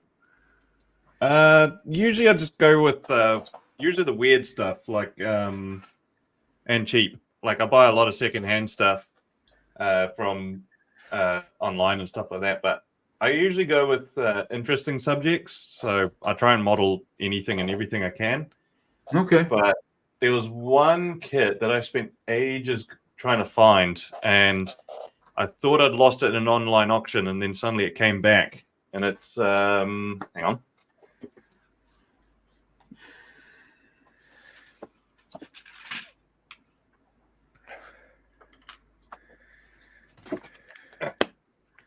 There's this one. Oh, a Williams Brothers kit. Oh, the B-10. Yeah. A friend of mine's got the C-46 Commando. Yeah, so that is going to be paired because I'm like everything that I own, I've already got full ideas of what I'm going to do with it, sort of thing. So it's like I can't let it go because it's like, well, I've got an idea for that, and that's really cool. So yeah, I got these two vintage kits. Oh, the pea shooter. That probably next year I'm going to start working on. They're going to be a Clark Airfield in the Philippines. Yes. So what I found out is both the P-26 pea shooter and the B-10B were part of the same combined squadron, and they were both stationed at Clark Airfield just before the war. So this is going to be a interwar diorama of the Clark Airfield in the Philippines. Yeah, that's right. That's right. I like to do that kind of stuff. Yeah. Yeah. Okay. All right. What kit is that? Is that pea shooter? What kit maker, I should say? Ravel. And really old. Oh wow. Oh man. I recognize the artwork. Yeah. Holy cow. That is from my my era of childhood for sure. Wow. Yeah,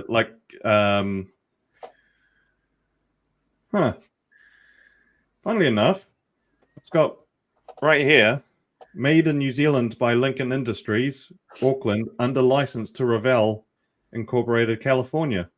Right. Yeah, they had I don't know which one came first, Revell Germany or Revell America, but Revell for me was always based in Venice, California.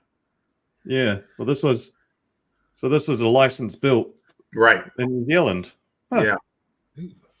Yeah. But there's not even any instructions that go with this. It's so small, but it's pretty self-explanatory. Yeah. I would guess a plane that small and of that basic construction kind of goes together without needing any visual guidance.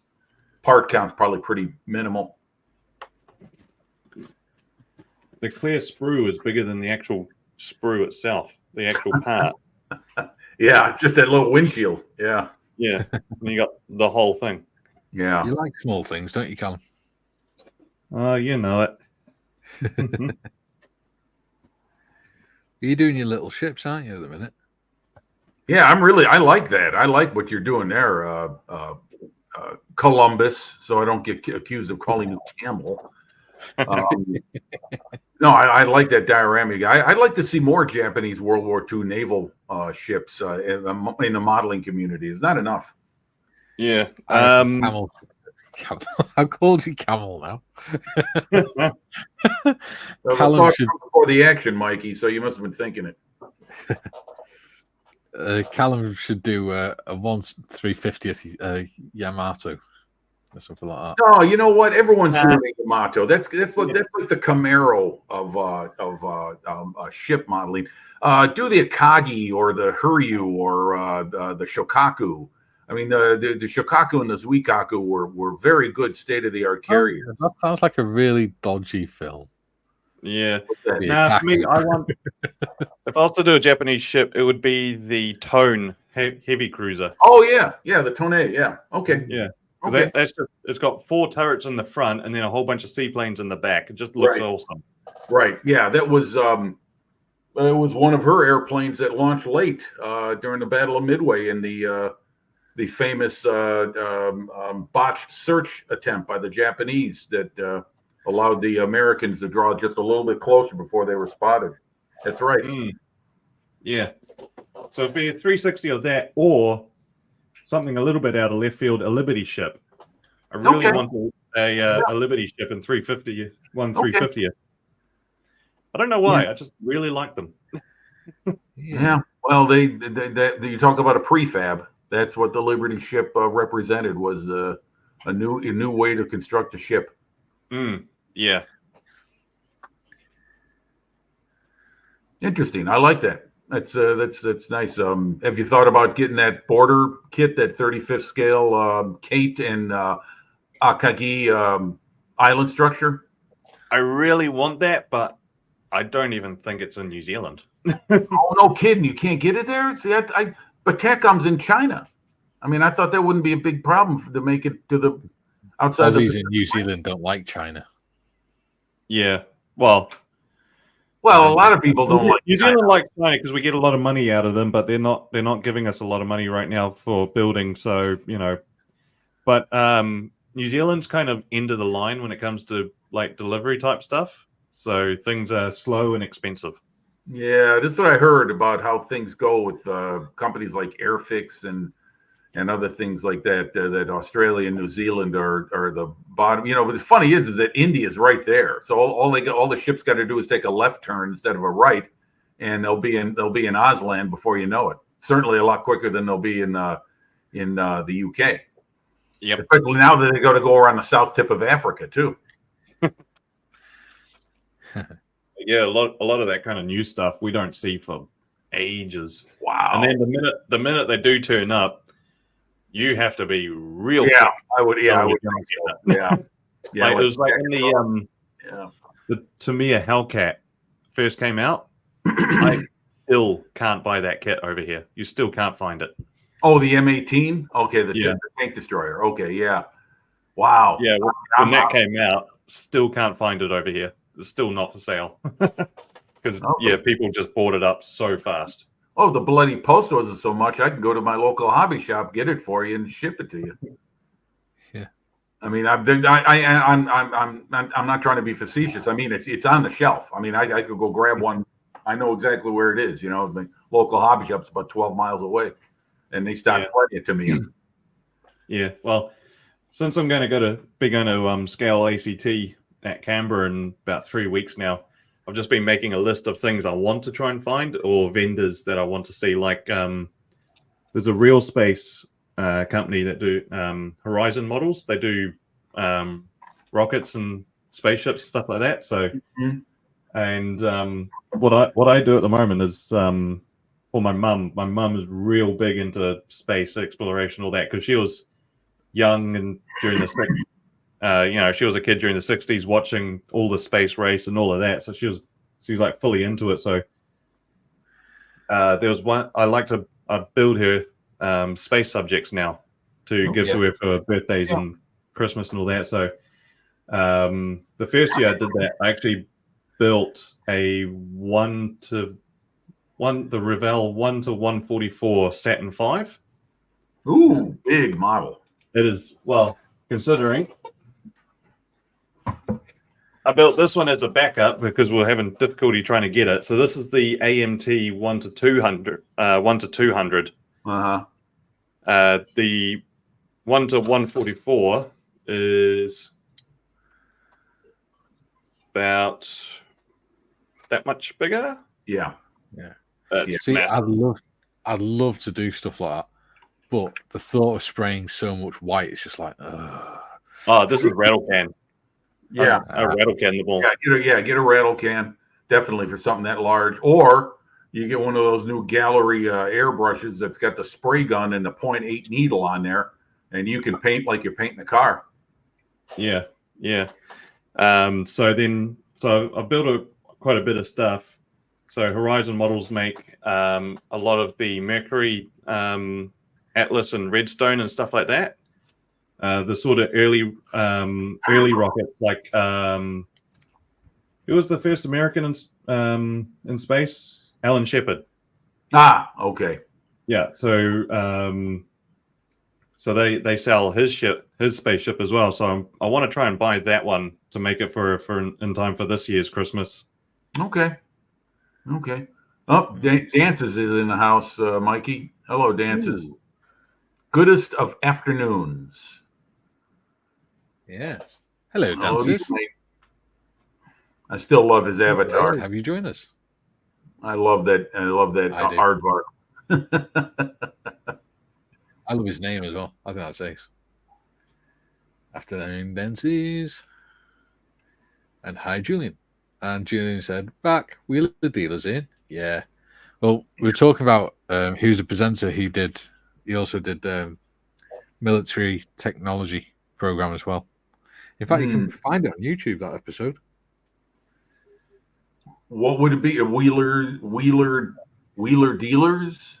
No, it wasn't under Wheeler Dealers. It was under something else. Okay. Um, Well, I'll give it a search and see what I come up with. It's amazing the stuff I find out there on I think YouTube. it's Combat Machines or something like that. Not combat dealers. No, not Combat Dealers. Mhm. You know, there's an Englishman who works on rehabbing World War II era armor, and his channel is just his name. It's simply called Mick Wilson, Mick Wilson, and so I sent him a message on one of his videos, in the comment section. I asked him, "Where you at?" He said, "I'm in the UK," and I was like, "Oh, okay." Because I said the weather looks so good, and you guys are out there working without the shirts on. I thought maybe you were in Ausland or something like that, because I'm used to thinking the weather's always blah in the UK, and they're always working under warm, sunny conditions with bright blue skies over them. So that may be the. But he said, "No, we're in," and he takes part in a lot of reenactments. He was doing the D. He was part of the D thing. It's called Frontline Battle Machines. Frontline. Okay, let me write that down. Frontline Battle Machines. Thank you.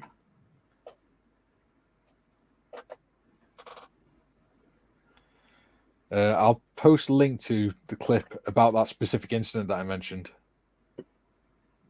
Okay, great. Thank you.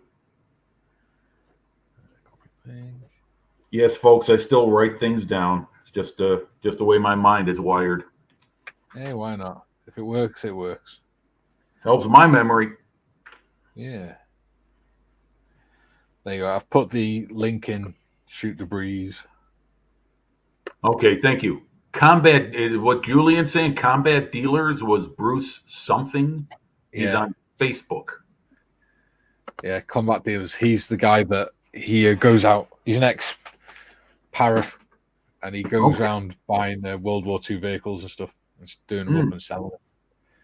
Well, his team, he buys them. His team does them up, and then he sells them. All right. Talking about Alan Shepard, I love the Shepherd's Prayer. Oh Lord, don't let me fuck up now. Dancy says, I say that about 100 times a day, Julian. Must be in credit now. Yes.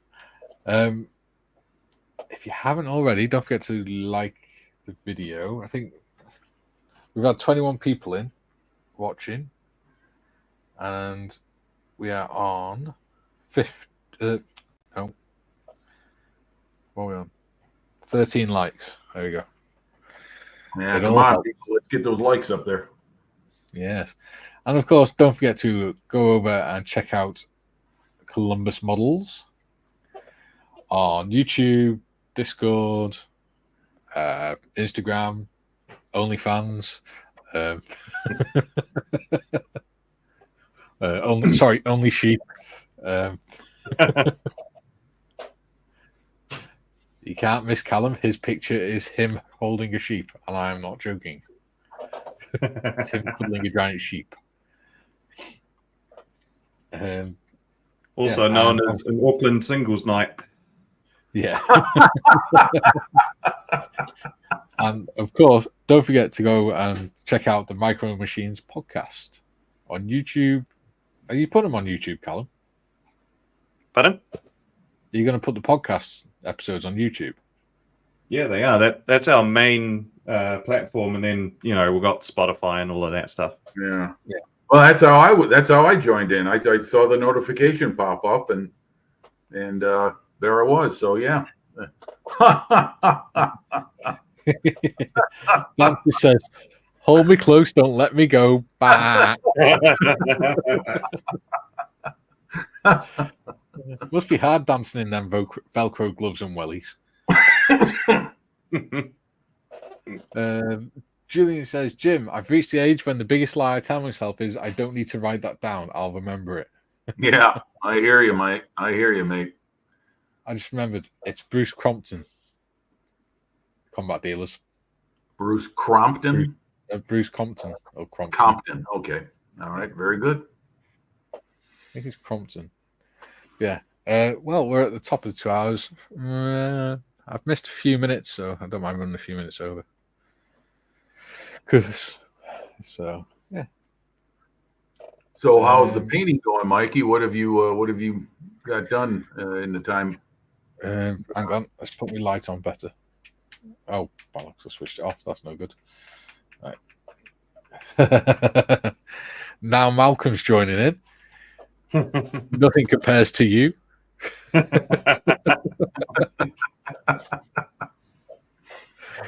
old Mr. Giles. So yeah, if I can, there you go. Okay, I see it. Can you go big screen? Yes, I can. All right. When it focuses, there you go. Yeah. What color is it? I can't tell. Well, that's natural steel color, Okay. and then white and black. Okay. Because the old photos isn't very clear what colors they are, but it was obviously a very bright color like a white, and then some, just something to pick out the detailing so that they could see it. Right. when Yeah. they're in there. Yeah, it would be high visibility because for the interior, for lighting purposes. You're right. Yeah. Something And reflective. then the mantle comes quite far back, so I don't need to paint much of it. Yeah. It's just the back end. But the reason I'm painting the back end is because I'm having the side door open. Ah. Move the Okay. camera out, right? Okay. Very good. So where am I going? That way. Yes. And if I lift the light up, you should be able to see inside. There you go. So you'll be able to see a bit of the gun inside. Yes. That's why I'm doing it like that. Okay. All right. And what color scheme are you going to go with? Well, I have got some French blue, some dark yellow coming, and I've got some greens and stuff like that. So I'll use that. Let's take me off the big screen. What have you been working on, Callum? Other What than have I finding been a working lighter. Mainly just been doing a lot of small stuff, like doing some repairs, like on my Saturn V. Opened a window to let a bit of fumes out of the house, and nice did big you gust start? of wind came through and wiped out my Saturn V. So that was fun. So I'm still doing some repair work. Yeah. And then earlier on, I've actually started doing some additional work to a diorama that I'm taking to Canberra. So Oh, the rhomboid, or no, Yeah. the tortoise the tadpole. tadpole. So- Excuse me. I'm sorry. Yeah. Because I'm taking it to the show, I've just decided, well, I've got to fix up a little bit of resin that I had here and just going to do a bit more work on the trench just because there's a few areas I can improve it on. So I've Okay. been working on a little bit of that as well. Excellent.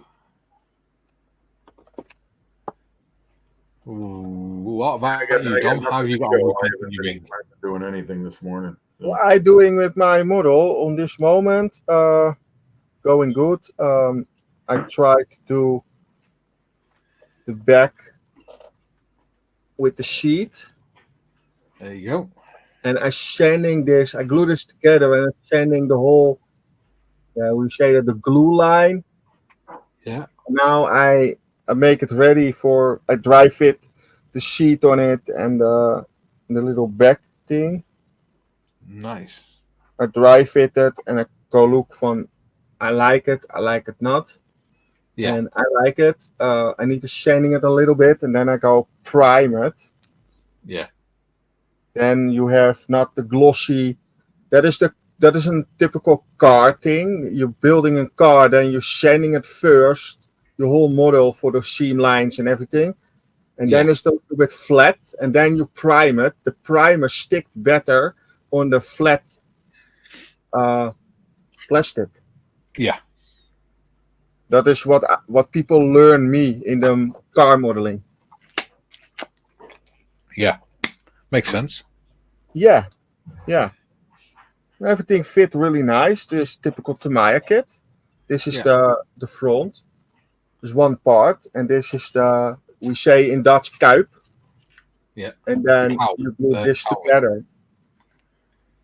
Yeah. And then you have The fairings.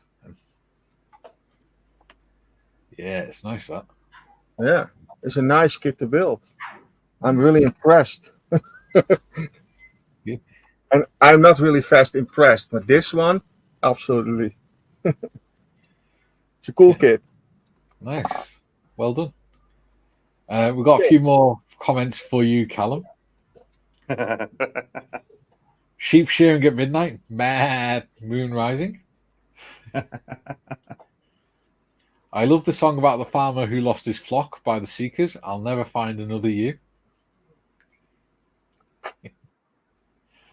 The real thing, you to me are everything. And then Ian says, what bike is that, Dom? Suzuki Hayabusa? Yes, Hayabusa, yes. There we go. So we've established across the globe now that Callum likes sheep a lot. Well, but funnily enough, I got this really weird voice message from the ex-girlfriend. Oh, the You one said that was on that- the other night.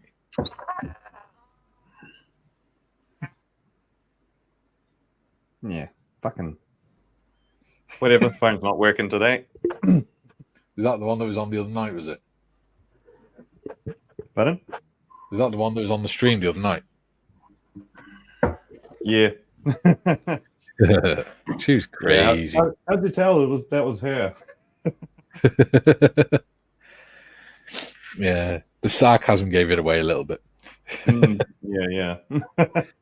Anyway, This yeah. is why we're still friends. So, gentlemen, it is now just gone 20 past 1 in the afternoon, and we've done 2 hours and 10 minutes. Well, Jim has.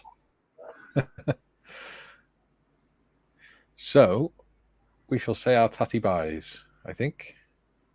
Yeah. Okay. Yeah. Very good. And meantime, I'll get a chance to learn how to practice. I should say, practice spelling Richthofen properly too. Well, it's German. Yeah, Americans can barely spell English, so I wouldn't worry about it. fact that you're trying any language other than American is impressive. I'll see you in Villers Brett next. Yes. Oh, let's see the comments before we go. Come on. Dancy says, if the message is garbled, please understand it's hard to type on a touchscreen with hooves.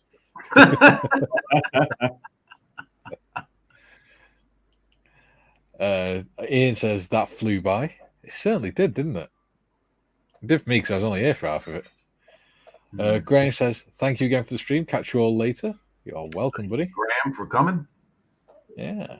And Dan says, tatty bye. See you, Dan. Julian says, tatty bye, one and all. Great chat as always. Yeah, always glad to have you around, Julian. You're a good guy. Yeah. For those that are on the Discord, I shall speak to you across the weekend as always. Actually, 2 seconds before I go, I need to check something. This Sunday, for those that are in Discord, we'll be doing our first Goblin Quest session on Sunday afternoon. If you want to join it. Sunday afternoon, that's going to be early morning for me. Okay. Yeah, so it'll be 2 p.m. UK All right. time. 8 a.m. Okay. All right. We're going to have a game of Goblin Quest, which is usually funny as hell. You should probably record that and chuck it on YouTube then.